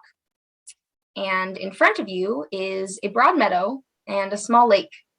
The sun feels warm against your faces, and at the same time, way too bright from being underground for so long and in darkness for so long. If you turn around and look, you'll see that the door that you've just come through is the side door to a white farmhouse. Out in the yard, there's a bunch of large tents set up surrounding what looks deceivingly like a Camp Half-Blood medic tent that's half covered in dirt. Except instead of cots and first aid supplies under it, there's a giant plastic table with food all over it and a grill off to the side. And you recognize several people walking about, several campers, more than just the ones that you saw under the medic tent in the maze. Melly is manning the grill, flipping burgers, and talking to Noah Raptus. And when you all step out the door, Noah looks up and sees you and calls out, "They're here," to everyone else, and jogs up to you all and is smiling, very happy to see you, and says, "You made it," and looks directly at Allie and says, "Did you find my note?"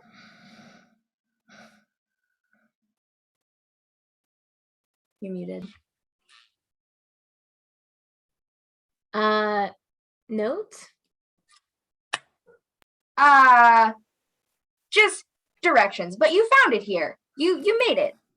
Are you guys all okay? Is anybody hurt? We got more Apollo campers. Are you all? Where are we? Well, it's funny you should ask. We have been calling it Camp Sally. Oh. And he takes another scan over you guys and stops looking at you again, Allie, and looks you up and down once and says, "Congrats on capture the flag. Look forward to beating you next time." Yeah. Here's your stupid hat back. She just kind of throws it at him. He catches it, like tucks it in a back pocket. So you guys get our chores for what did we agree to? A week, a month, something like that? Yeah, it's a little different around here. You'll see. Come on. And like waves for you to walk along. This is weird, right? Oh yeah, this feels like a trap. I ship it. You don't trust Not near the water. What are you shipping? What? No. It's an old expression of my people. It's fine. Don't worry about it. Well, Allie kind of shrugs and then follows because she doesn't know what else to do. Okay. Yeah. What are the rest of you do? Are you all gonna follow? You gonna Is go this separate like ways? what can you are we like outside or does like it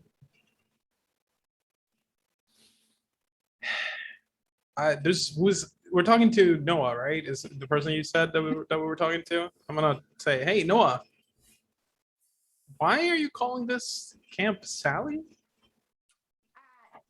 The house. The house belongs to Sally. Come on. She wants to meet you anyway. I think Viren's still just looking at the direction they came from, thinking about what the hell that was. And Noah sees you looking at the door behind you and is like, oh, yeah, the entrances pop up all over the place. We got a standing one over in the shed. Clarice and the group from the med tent found the big house and took Ariadne's string from the basement. Apparently the whole thing was like squashed right up against the camp store too. So they got a bunch of like tents and blankets and stuff. That's where they found Chiron, and he brought them here. And Chiron's Sally's here? letting us set up. Well, not right now. He went out to go get more campers, but he will be back, and he has been here.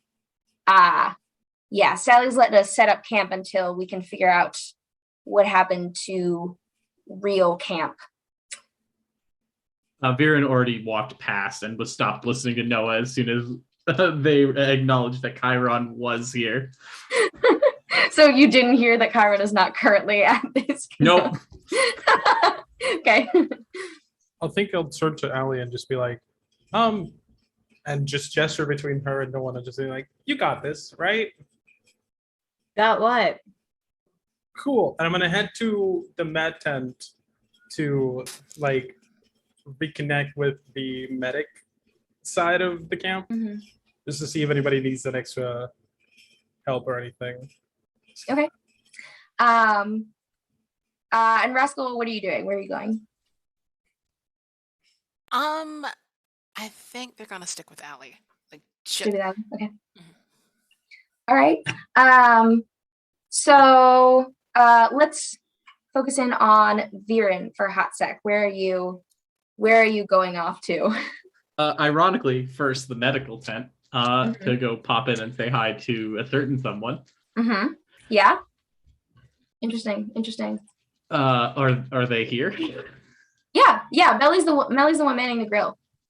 Right. You said that. Hey, need any help? Oh, you're here. Are you okay? No, but we're here. Did something wrong? Are you guys hurt? We took the medic tent for the grill, but there's like another tent over there. We're only hurt emotionally. It's all right. Just a deep look of concern, but also understanding. I need to ask you about a tree that I'm not familiar with later. But first, is Katie here? Katie? Yeah. Where is she? I think last I heard she was gonna go take a nap in the house. Okay, great. Why? I wanted to make sure that she's okay. Oh yeah. Pretty much all the younger campers have been brought back at this point. There's just a few of the older ones that are still out there. But I think almost everyone's been brought back. I think this has to do with Jay. All Really? of this. What makes you think that? I can explain later. I'm gonna just go see if they're up, if they are, and I'm just gonna be right back.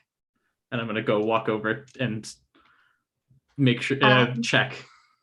And as you walk away from Millie, they just turn back to the grill and like flip a couple burgers, and you can hear them muttering, of course, leaving out information. Why would they do anything else? as you're walking away. And where did you say you were going? I was going to go to the outside of that house and see if Katie was there. Okay, so you can walk around to the front porch, and you don't see Katie outside, but Millie did say that she was going to go in to take a nap.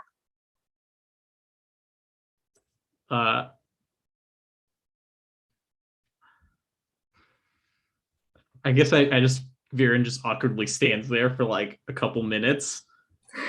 Just like, maybe they'll just get up and come out right now. And if that doesn't happen, Viren would go back to the med tent. Okay. Yeah. If you wanted to go to someone else while that waiting is happening. You're not gonna like walk inside the house or anything. You're just gonna wait there. It feels weird to walk in if someone's sleeping in there. Okay. I mean, it's a pretty big farmhouse, but okay. We'll come back to that. So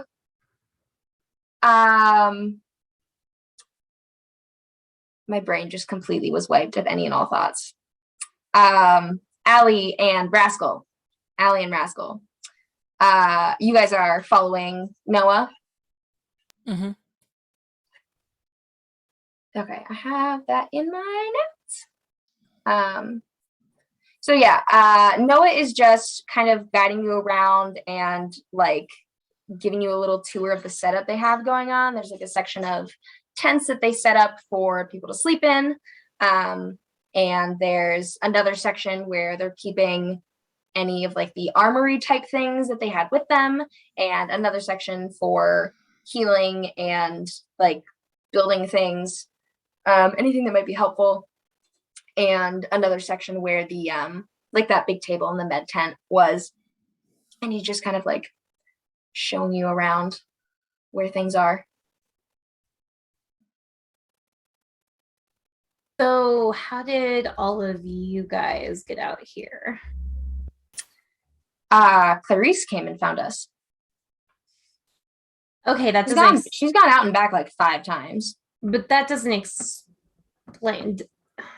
The last we saw the med tent was in the labyrinth. Yeah. The wall. Yeah, it's half covered in dirt. They dug it out. Okay.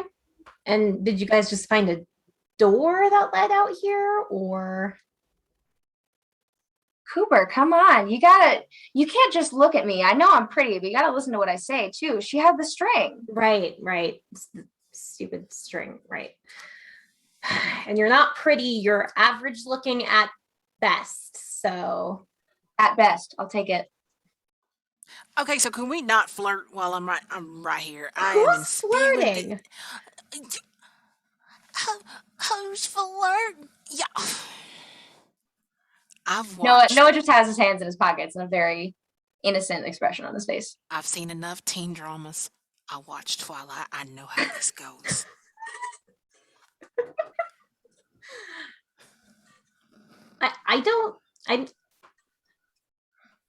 You just fell for it. You know what? I'm just gonna be quiet. Y'all just continue. I'm not even here. I hate this man. Ouch. And I think it's important that everyone understand that. Mm-hmm, mm-hmm, mm-hmm. Especially So cruel. you. And she points at Noah. I understand perfectly fine. And gives you like a very exaggerated, like a wink.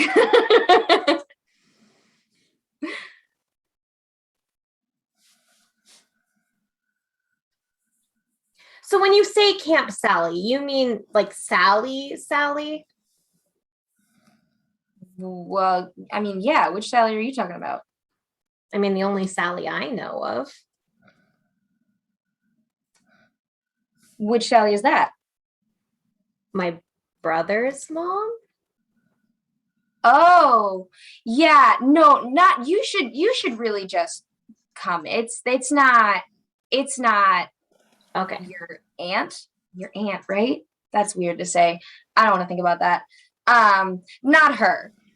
Oh, okay. That's why I wanted the elaboration. Yeah. Maybe you should just come meet her. Okay, fine. So Noah leads you to the front of the house, and you pass by Viren just standing and waiting there, and Noah stops in front of Viren and is like, "You good?" I didn't want to go in if people were. I was told people were sleeping in there. I was just gonna wait. I mean, yeah. There's also people like cooking and reading on couches. It's a house. Right, but like, Okay. Where are we going? In the house, dude. But why? Do I have to keep explaining myself? Man, I guess no one else can listen to me either. Too distracting. Anyway. Sorry, I almost died twice in the last. How many hours have we been away? Whatever period of time. Yeah, we've been through a couple of illusions. Wait, are we all in the same space, right? I thought, yes, no, maybe? Solar is not there yet. Okay. We're gonna get to that. And when you say that, something very brief and dark kind of flashes through Noah's eyes, like he's remembering something really bad. But he brushes it off, and he's just like, "Yeah, it happens. Come on, Sally wants to meet you." Sally, Althea's aunt? Just go inside. Okay. We're going. We are going to cut over to Solar. You say you were going to the med tent? Yeah. Is that not where the barbecue is at? That is where the barbecue is at. Oh, because I imagine that as Viren is leaving, she starts mumbling to himself. Sal's standing in front of her and just listening to her grumble. They're like, "Hello, I'm back." And they're like, they don't notice you at first, just flipping burgers angrily. He's like, "Can't ever share any information. I'm a private person." And it finally turns to you and is like, "Hey, sorry, didn't see you there." That's the welcome I get. I see. I get it. I see how it is. No, it's great. I'm glad you're here. We're all very glad that you are safe now. Mm-hmm. Listen, Fire will explain everything in due time. Remember, trees don't really they're not fast. Don't talk to me about trees. Don't talk to me about trees. Okay. You remember that Melly is from the Demeter cabin. No, I was trying to be a bro, but okay. Okay. Wow, that dog really be barking. Do you know where my siblings are? Oh yeah, they set up another med tent right over there. It's that one. Yes, they did. They have to be the ones to do the things. Do you have any injured that you need help with, though? Everything's good around here? I think everything's under control at the moment. We've been here for a little while. That's good to know. Can I have one of those? I just point at the burgers. Yeah. Yes. Yeah, and they turn and grab you a plate and slap. Oh, no, it's fine. No plate. I just pick it up. We have toppings. I haven't. It's fine. I'll just. That dog really needs a hamburger. Can I have another one for the dog so it stops barking or something? I guess. I'm so sorry. Another.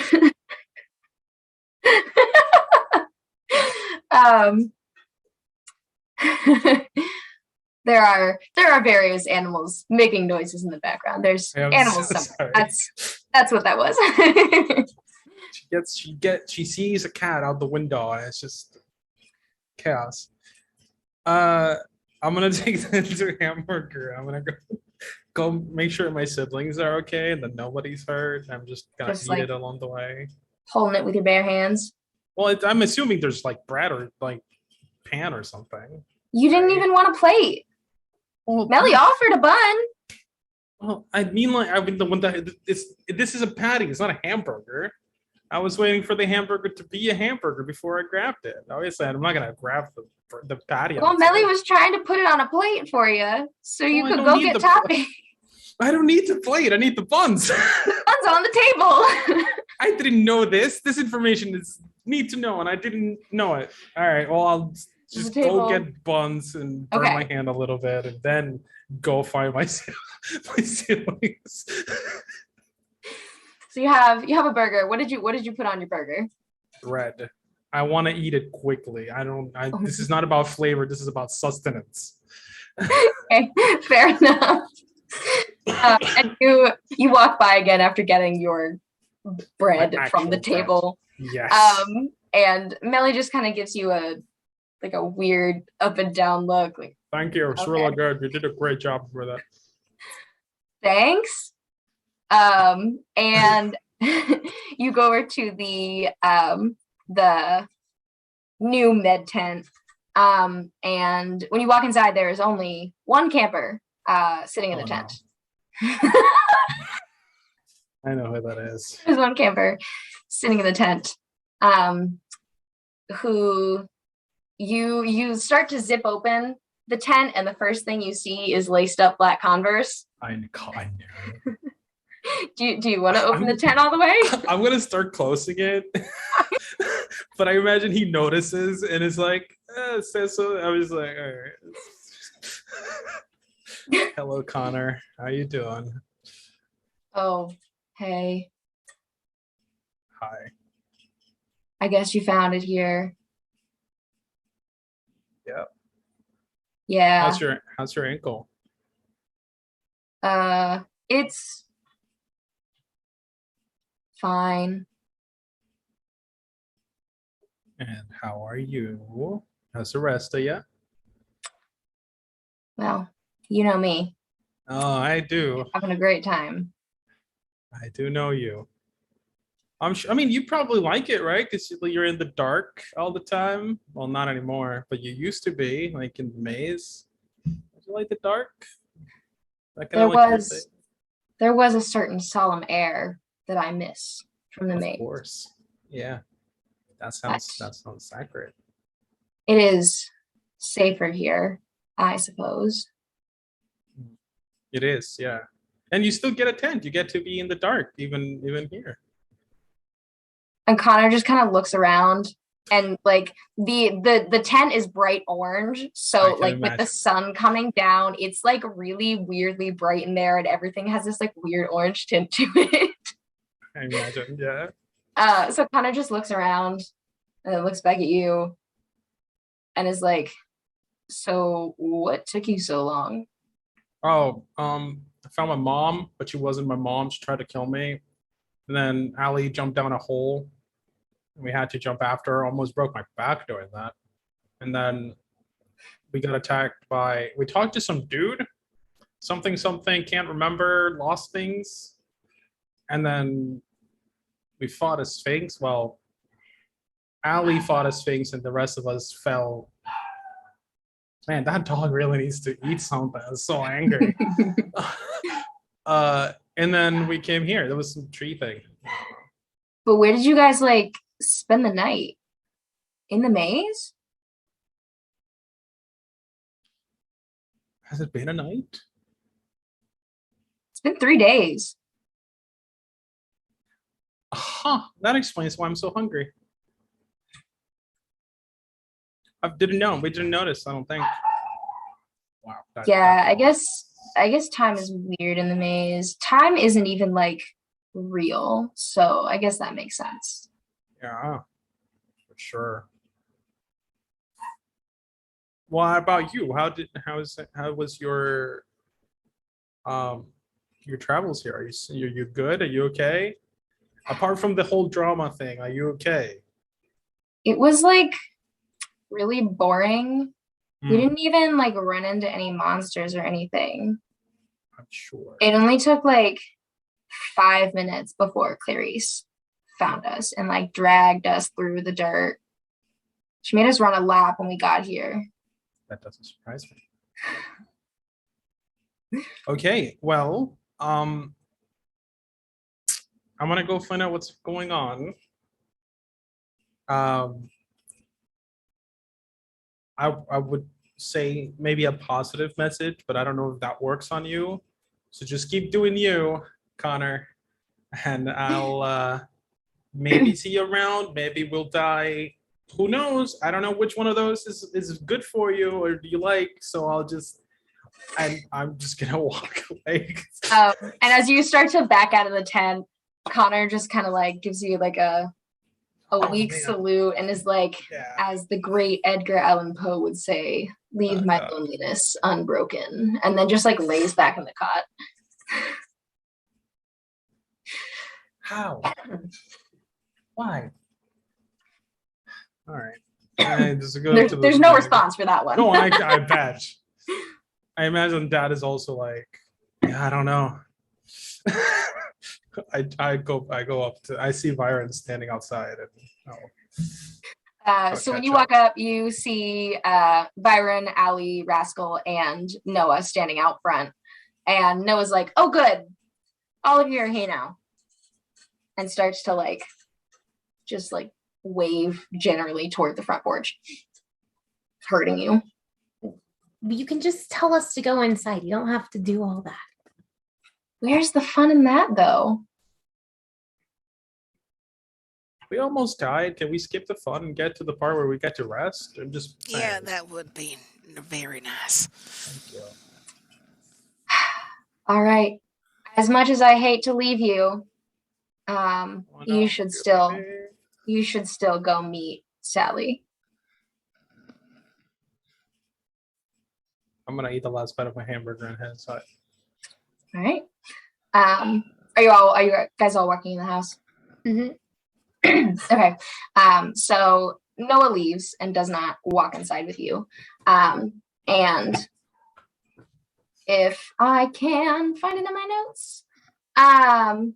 So when you walk in, the screen door swings open with that very notorious like creak of the springs on a screen door. And excuse me, you walk into a kitchen, a really nice kitchen, like a big kitchen. Lots of counter space. There's an island in the middle. There's like you can see a dining table like off in another room. And at the island, swiping peanut butter onto about 100 sandwiches is a woman with dark curly hair, maybe 15 years older than you. And she looks up when you walk in and says, "Oh, good. I've been waiting." Has everybody been waiting on us today? You've met Piso. Oh, Oh. Is that? Are you the person of the box thing? I You have have a it for box? you. And I place the box on the table. And she starts to reach for it and then like sees the peanut butter in her hands and just like wipes it off on her shirt and then takes the box and opens it and just kind of looks at it for a second and smiles vaguely and closes it again. It says, "Thank you for bringing this to me. It's just important. I appreciate the delivery. I really do." Is it a MacGuffin? Is what? Is it a MacGuffin? This is Saul asking the lady. It's like, is it? It's okay. You don't need to understand what it means. Okay. It's That's the thing from McDonald's. The no. no. Okay, I've never been to No, a one, so I don't MacGuffin know. is like a thing that is in every story that's like important for later, but like or maybe it isn't always explained, but it's like a central item kind It's of like thing. a plot device. Exactly. No, you haven't gotten to that yet. It's fine. So she just takes the box and like walks in the other room briefly and sets it down and comes back in and says, "We should probably talk. I should probably introduce myself. I'm Sally. I believe, I don't know, family trees are weird. Your niece, Allie? Is that how that works?" I think that's I how don't that have works. any siblings that I know of. Oh. You're a legacy. Yeah, I never went to camp, but I guess you could call me that. Oh, that's weird. Yeah. That's a little weird. And she's like, "All right, well, I guess I'll explain Thank you. the farm." Oh, that part too. Farmhouse. Sure. Yeah.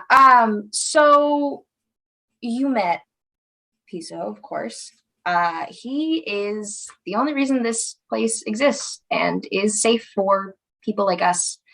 After Mom and Dad died, he told the gods that enough was enough, and demanded a safer place. And they didn't like it, but they listened because they understood that they would have been wiped out 3 times over without my parents. So I have a farm, and it's outside the reach of the gods, and no monsters come in. And I've been here for several years now. Not really with anybody else. It was quite peaceful, actually. No, like monsters coming to bang on the door. It was great. Then the other day, Katie showed up, and I got this weird iris message from Piso, and I knew that I would need to be ready for all of you. You know, I can live my life outside the reach of the gods, but people like us have to stick together. So you guys always have a safe place here. Sorry, Katie got here alone? Yeah. Are they still asleep?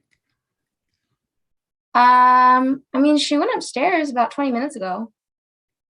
Don't you go bothering her. No, yeah, I'll wait here. She's like Yeah, Byron, don't bother brandishing her. out like a butter knife full of peanut butter at you. Oh no, that's That's- threatening. Be careful. Interesting.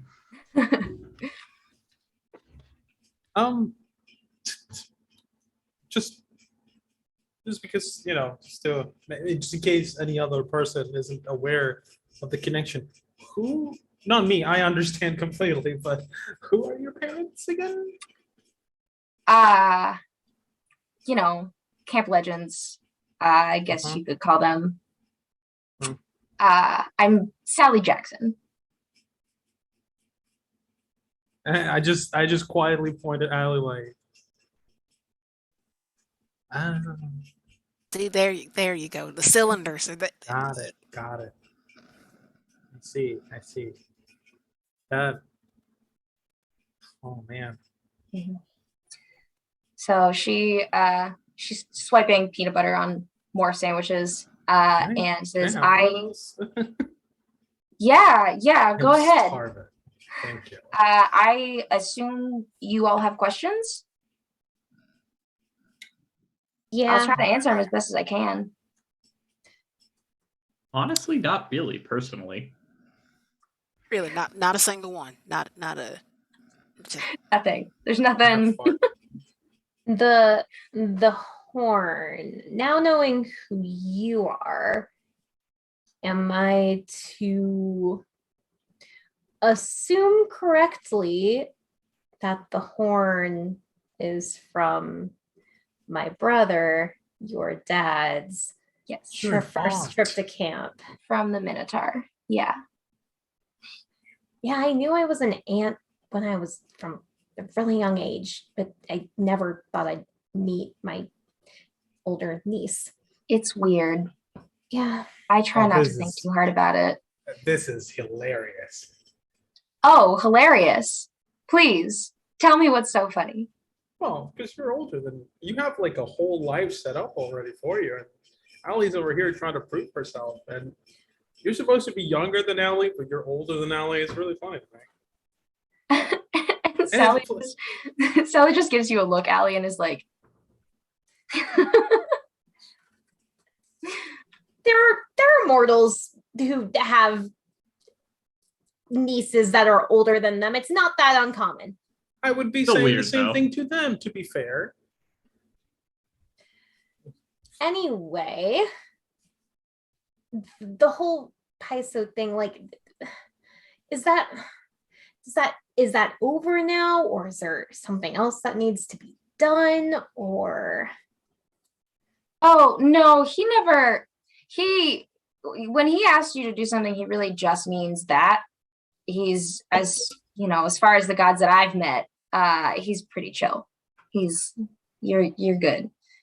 It was more of a favor that you did for him, really, than an assignment. He may not have phrased it like that. That's what it was.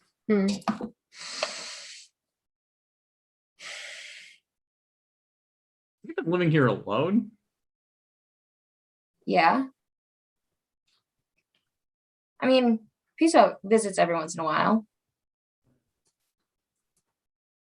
I got the goats. Oh, That's a goats. substitute for human company.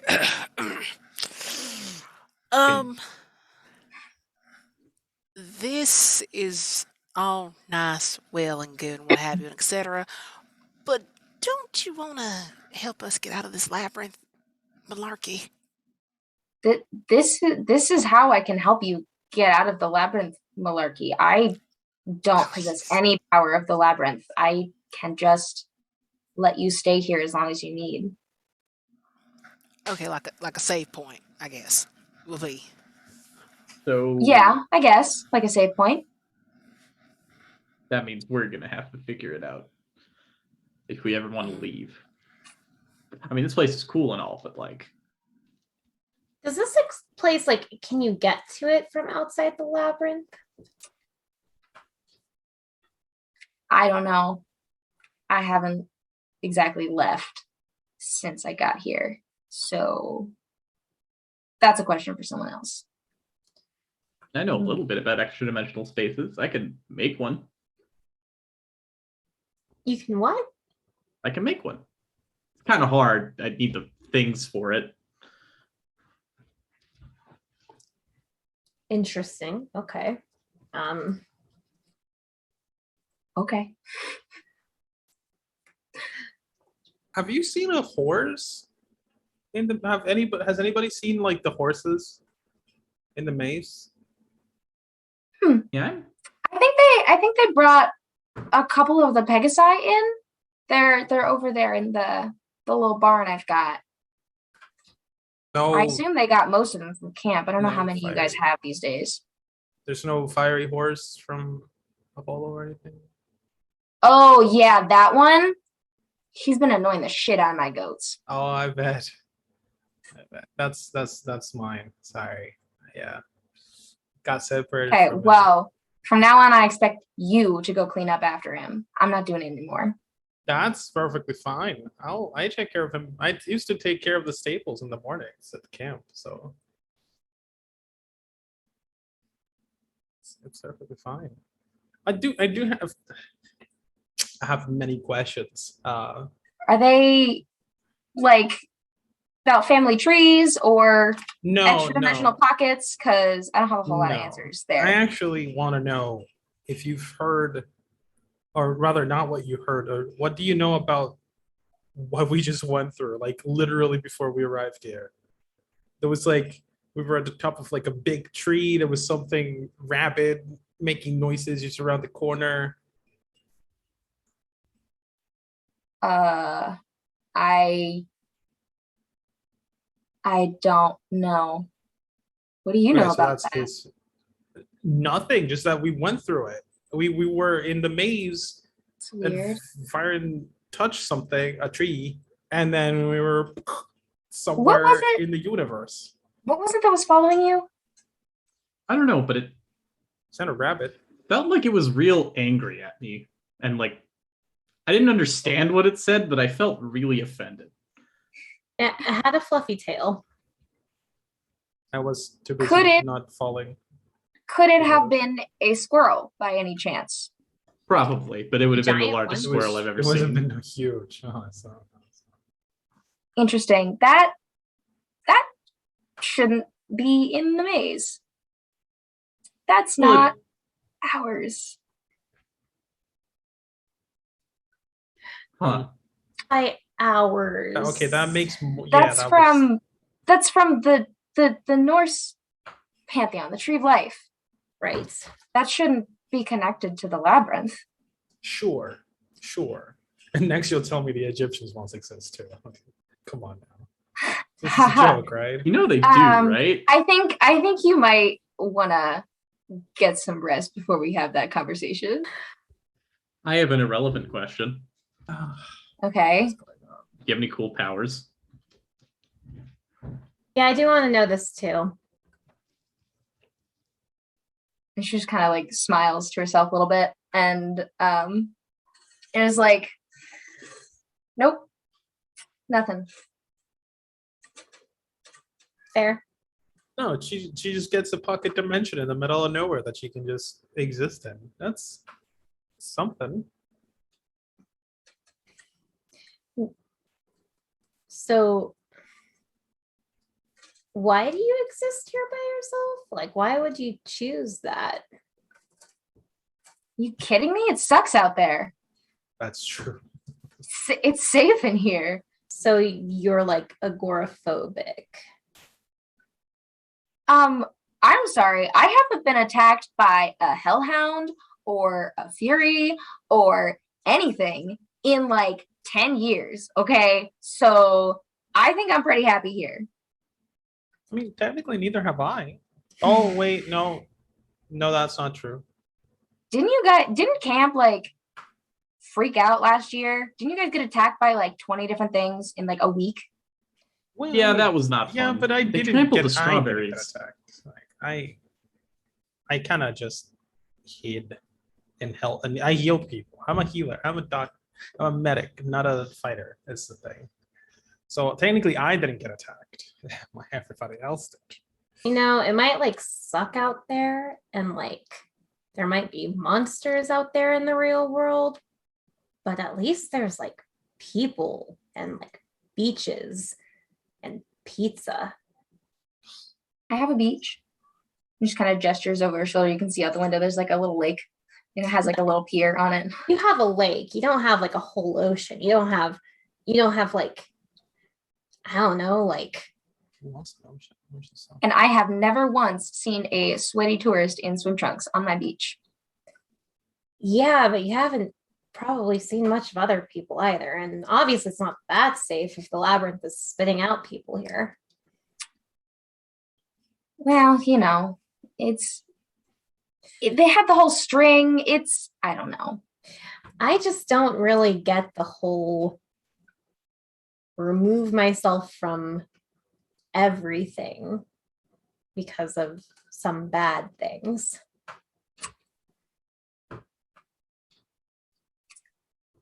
Well, you know, everybody reacts differently. Guess that's fair. And now we'll get out of your hair. That rhymed. Saddle up, everybody. You know, we should just go. I'd actually love to help you cook if you need anything. Oh yeah. There's a jar of jelly in the fridge. You can get out and start putting it on the sandwiches. I will go and take one of the jars and start spreading. All right. Solar, do you have a question? Yeah, hi. This is in character, by the way. My character's hand is in the air. He's waiting, and he's gonna. So you have no insight on what's happening, right? It's essentially what you said. I mean, I wouldn't say no insight.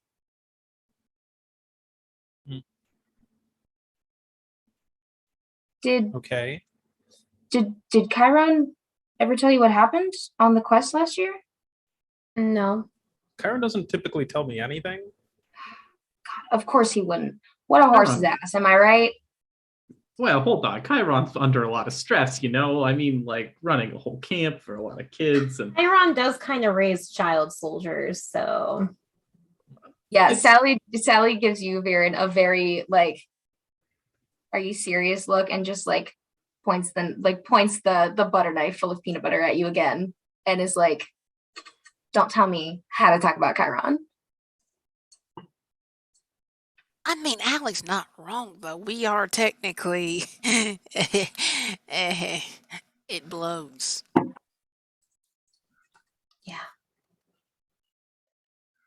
Yeah. So I asked because we may or may not have like just gotten like a prophecy of some sort, and That was my first prophecy, at least that I know of, and I know absolutely nothing of what's happening. I'm just kind of here. Sally just like rolls her eyes and looks up like at the sky out the window.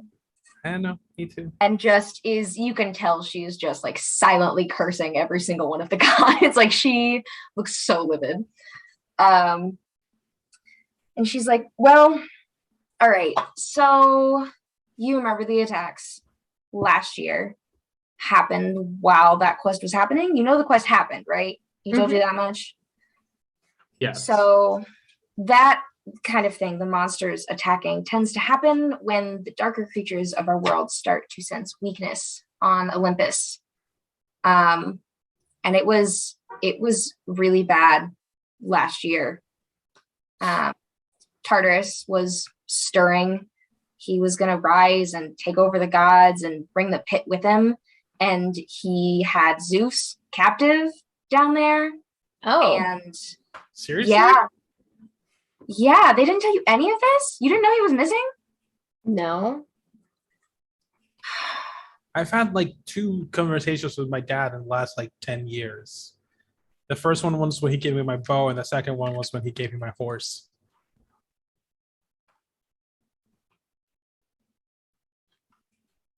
Yeah. So that's how they do it, isn't it? They don't talk to us. They don't help us with anything. And then they tell us to go fix their shit, right? That's what they do. They always send their strongest little heroes to go solve their problems for them, which is why Madeline, Theo, Curie, and Jay went on the quest. They got down there, and if it wasn't for Theo, none of them would have come back out. I don't think any of us would have made it out of that. Theo was gonna free Zeus, and he made him promise, he made him swear to keep his friends safe and alive, and Zeus swore it, and Theo broke him out, and Zeus wrestled Tartarus back into the darkest depths of the pit and didn't keep his promise, as I am sure you figured out. Jay died in the fight, and when they got back to Olympus, Theo was furious. He hated the gods for going back on their word, and he swore that he would show them exactly how it felt.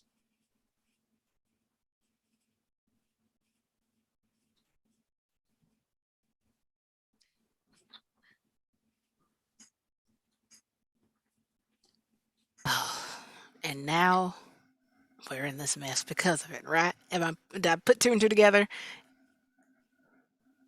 No. Yeah. I Yeah. think I could be wrong, obviously, seeing as I am apparently agoraphobic and don't have any people skills, and just like eyes gives a side eye to Allie and Rascal very briefly, and says, but I'm pretty certain they're connected. I think from what I have been informed of, Theo's trying to undo what they accomplished on the quest that killed Jay. And he's so focused on revenge that he's letting Jay's death be in vain and for nothing. And the knife in her hand like rips through the bed that she's spreading peanut butter on, and she just like crumples it and like slams it down on the counter. Sorry. They are planning to release Tartarus from the pit.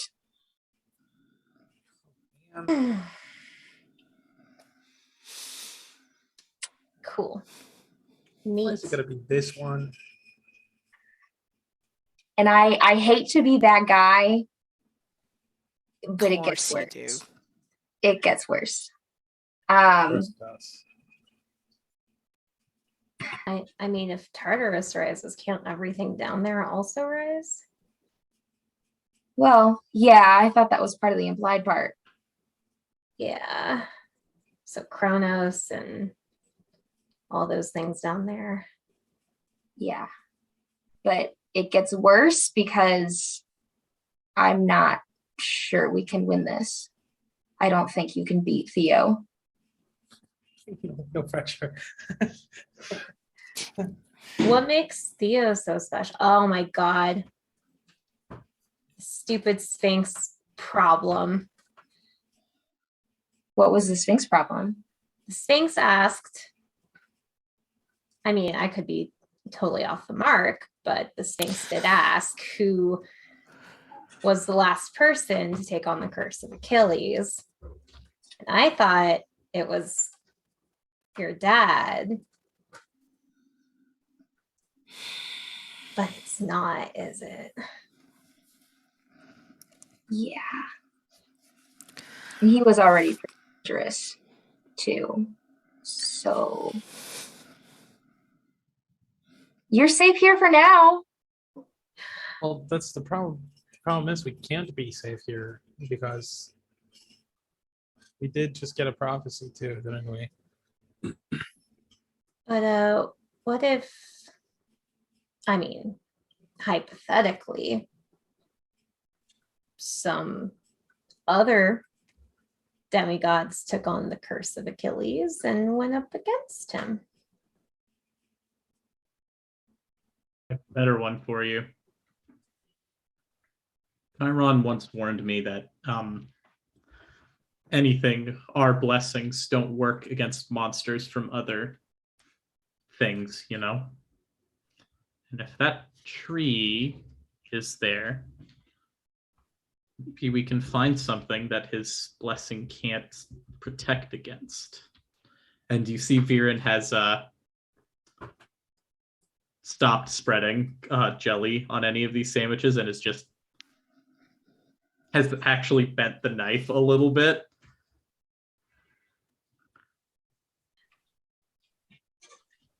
Why would Did you? Go ahead. Why would Chiron talk to you about other pantheons? Chiron sneaks in whiskey sometimes. I'm just gonna put the knife down. I need to be right back. Do you have a bathroom? He gets another brownie point in my book.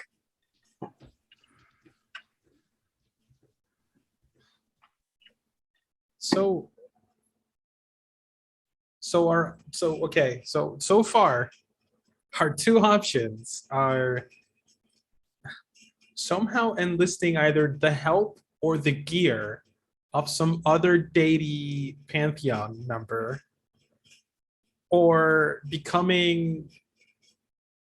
just jumping into River Styx to be able to. That might be kind of hard. You're supposed to get your parents' blessing before you do that, and we don't have any parents at this camp, as far as I know. Yeah. I mean, you could try without. I don't recommend it, but no, it's okay. So, other pantheon, I guess, is the better choice according to Byron. yeah. Why are you saying? What gear from another pantheon were you talking about? I'm just going off of what Byron said. He said that something other pantheon, something from them can hurt things from ours because our blessings don't work for them or something. That's what he said. Don't look at me. Did you see anything on the tree? Well, honestly, I only saw bark, so I was trying not to fall. But we did.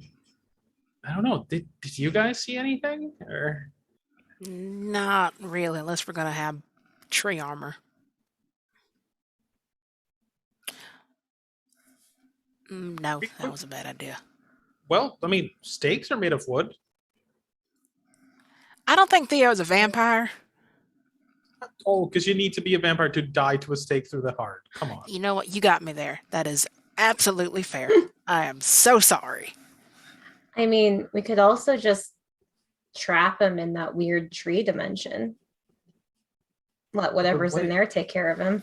Well, what if that just gives him access to things beyond what we can fight?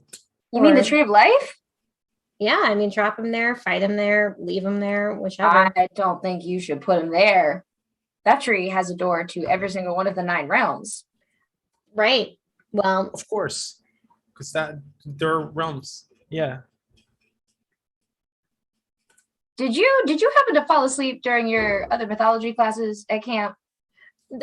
look, they don't No, focus that much on them, and I was busy being archery teacher. Thank you very much. listen, look, like I didn't think I'd have to deal with the other mythologies, and also Also, Chiron teaching sex ed is like way funnier than Oh my anything god, else why I you gotta know. remind me of that? I don't tell me anything more about that. I never ever want to know. Right. Ever. Seriously. Thanks, Allie. You're great. I appreciate it. Just saying, it was very funny. Yeah, it was great. Like top tier comedy. Can't get that on Netflix. It's just amazing. Anyway, man, I can't get Chiron off my mind now. Thanks, guys. I appreciate it. Byron, what made you bring up the tree? Did you see something? I mean, didn't. See is not the right word. Sorry, I'm not. Maybe I need. I haven't. Feels like I haven't slept in a few days, honestly. But we've only been gone for a while. Oh, Sally, How long have you been gone? Like 6 hours. It's been 3 days.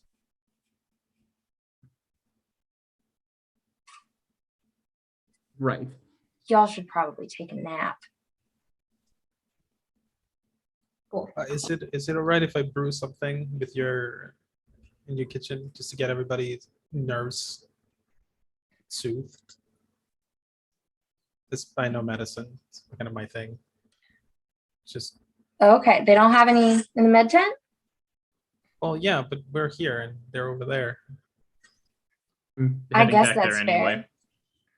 Just make sure Can I- you wipe the counter after you're done. I'm just gonna make some tea. It's not gonna. Don't leave any of that magic shit on my counter.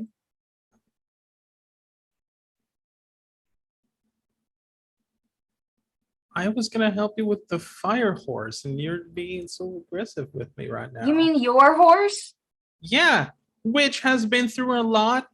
Thank you very much.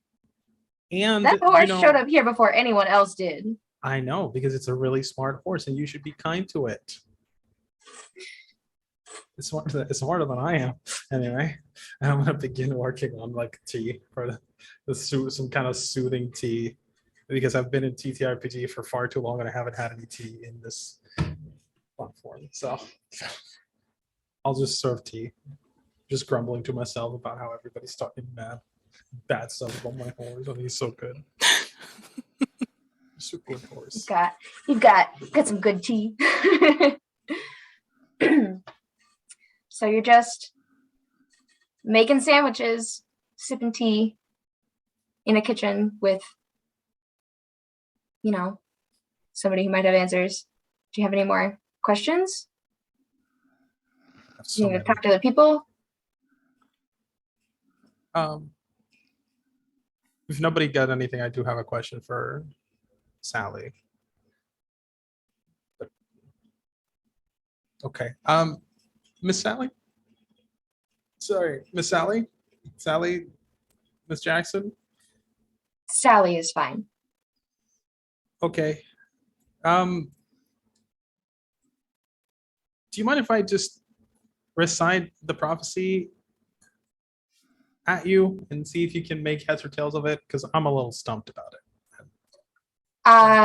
Sure. Yeah. Cool.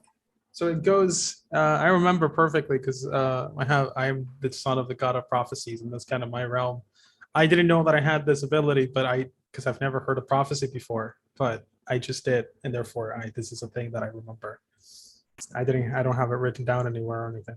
Heroes that were left behind through betrayal and fire shall firmly bind A decision to make on forsaken ground shall find the exalted broken or crowned, is what it says.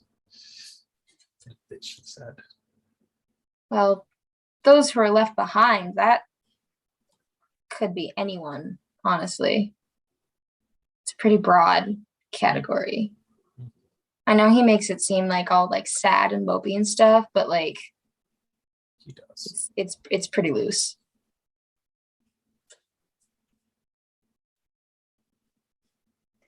What about the Otherwise, rest? I don't know if I can help you out with that. That's okay. You're technically the only adult we know. Oh wait, technically. I mean, there's Clarice at is least here. Oh, but I'm an adult. just same thing with Clarice and you. I'm sorry, Allie, but like I would rely on you in combat 100%, but you guys are more like instinct family, and this is more of a like, not instinct thing. I just figure out Sally's also it's not as I love that family. I don't know. Anyway, that's all. I just have a lot of questions, but I don't think at this point any of them are gonna get answered. Oh, I did have one last one. How do you know what happened with Theo and the others? Katie told me. That makes sense. Yeah. Katie is the one who was there, right? Well, it was Katie's brother that died. Right. Yeah. Cool. I forgot the connection there. Sorry, I'm tired. I didn't. Oh, of course you didn't, Byron. And someone come get me if she wakes up. I need to talk to someone else who I've been not very good to. Okay. I'm gonna go handle my. I'm gonna go to Yama, so you don't have to worry about my horse anymore. All right. Good. Make sure he stops chasing my goats around. I'll talk to him. Give him a talking to.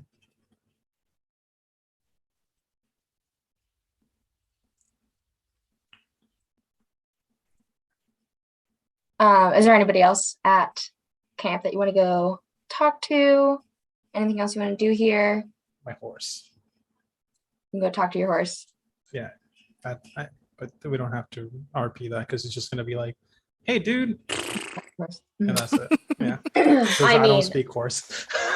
Your horse is indeed trying to like lean over the fence where that keeps the goats in and like. Okay, hold on. Wait a minute. No, don't do that. Just kind of pull him away from the sheep. Just like, all right, there you go. All right. You can't just go chasing other animals around. Who do you think you are? And then unless there's anybody else that anyone wants to talk to, we're going to wrap the session for this evening. We can do the conversation next week for mine. Hell yeah. I'm like, personally, I want Allie to talk to Noah. Allie would not want to talk to Noah, so. Okay, yeah, you guys are, next time around, you'll be still at this camp, obviously. So you'll have more time to interact with your friends and other campers. Excuse me. So that was episode 3 of The Beaten and the Damned. The Oracle has spoken, and you have a prophecy. How are you guys feeling? We'll do our little outros. Tell us how you're feeling, how your character's feeling, where we can find you on the internet. We're gonna go backwards from the beginning order. So we're gonna start with Allie. Cool. I'm Morgan, also known as Imagine Matrix. Right now, I am exclusively on TTRPG.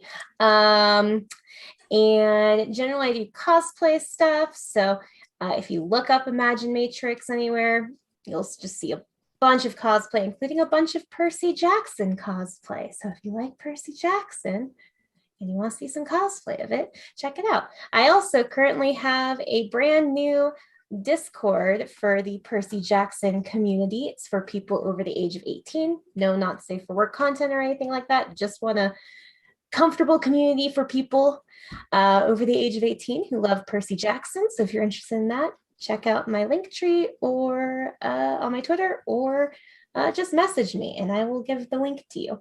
And I think that's it. All right. Thank you very much. I forget who was next in the order. Give me just a second. Milan, you're up. Hello, it's me, Milan or Mallard. Whatever you prefer. You can find me on the internet at twitter.com/MallardMan_, or on Twitch. You can just drop the slash there, or it's an underscore. Sorry. Redact everything I just said. You can find me here, obviously. And pretty soon you'll be able to find me every other Monday over on the Neon Lights channel, where I will be running Vampires the Masquerade. In addition, is that set to come back soon? I will announce that next week. Other than that, you should also find me every other Tuesday on a podcast known as Through Hollow Flames, GM'd by the ever amazing, ever incredible It's the Riddler, the sparkle in everyone's hearts, even if they don't know it yet. Other than that, I don't think I have anything to say right now, so I'm just gonna pass it along. All right. Thank you very much. Joel. Hello, I'm Joel. I am Shadow Ace, mostly everywhere. Man, I have a lot of things. Tomorrow's Thursday. I'm gonna be on Carrion Comfort Games, I believe is the name of their platform, to play more Yaziba's Bed and Breakfast. It's been super fun. The game is on it's on the last days, I think. I think there's still like 2 days left. It's a super cutesy TTRPG. It's its whole thing. It would take forever to explain it, but it's dope. You should check it out. On Monday, which is the next thing I have, I am going to be in Curse of Strahd over on Tonkin XP. We recently left Valakai, or Valaki, or however you say it. We say Valakai because it sounds cool. And we've been on the road for a couple of days. We just got to a place that just got run over by wild people, whatever that means. It's a good campaign. Very, very heartbreaking, but it's good stuff. And I don't know if it's this week or the week after. The first episode of Travelers of the Multiverse is coming out soon. It's a podcast, and a homebrew AP of D&D 5th edition, where I play a very colorful swashbuckler rogue called Mephistopheles Machiavelli, he has made it his goal to annoy, well, I've made it my goal to annoy the hell out of the Dungeon Master, and it's working. So keep your eyes open for that. You can find me on Twitter, ZX Shadow Ace Exet, if you want to keep up to date. That's all I got. All right. Thank you. And Rascal. Hi guys, I'm Vin at Vinvox VA. I'm a voice actor who does tabletop things, and boy howdy am I doing tabletop things. I get a little breather this week because PAX is going on, and like every other group I'm in, it has someone there, so safe travels for them. But if we go around on Sunday on Gehenna Gaming, we have Strixhaven After the Fall. Mondays is the finale for Somehow Human, Urban Shadow 2nd Edition. This coming, I want to say, let's check the calendar. Next Friday, I'll be making my appearance officially on Mork Borg, also Gehenna Gaming. And that Saturday, we resume our Urban Shadows 3-shot on Saluna TV. So that's me. Anything else will be announced on my Twitter. Again, that is VinVoxVA. Thank you very much. I am Kelsey. I have been your herald for this evening. I'm also the communications director for this lovely channel right here. And just as a reminder for this show specifically, if you want to help our wonderful players get some funky, cool, magical items, help us spread the word about getting more subs. There's a couple tweets about it on our Twitter, which is at TRPG_.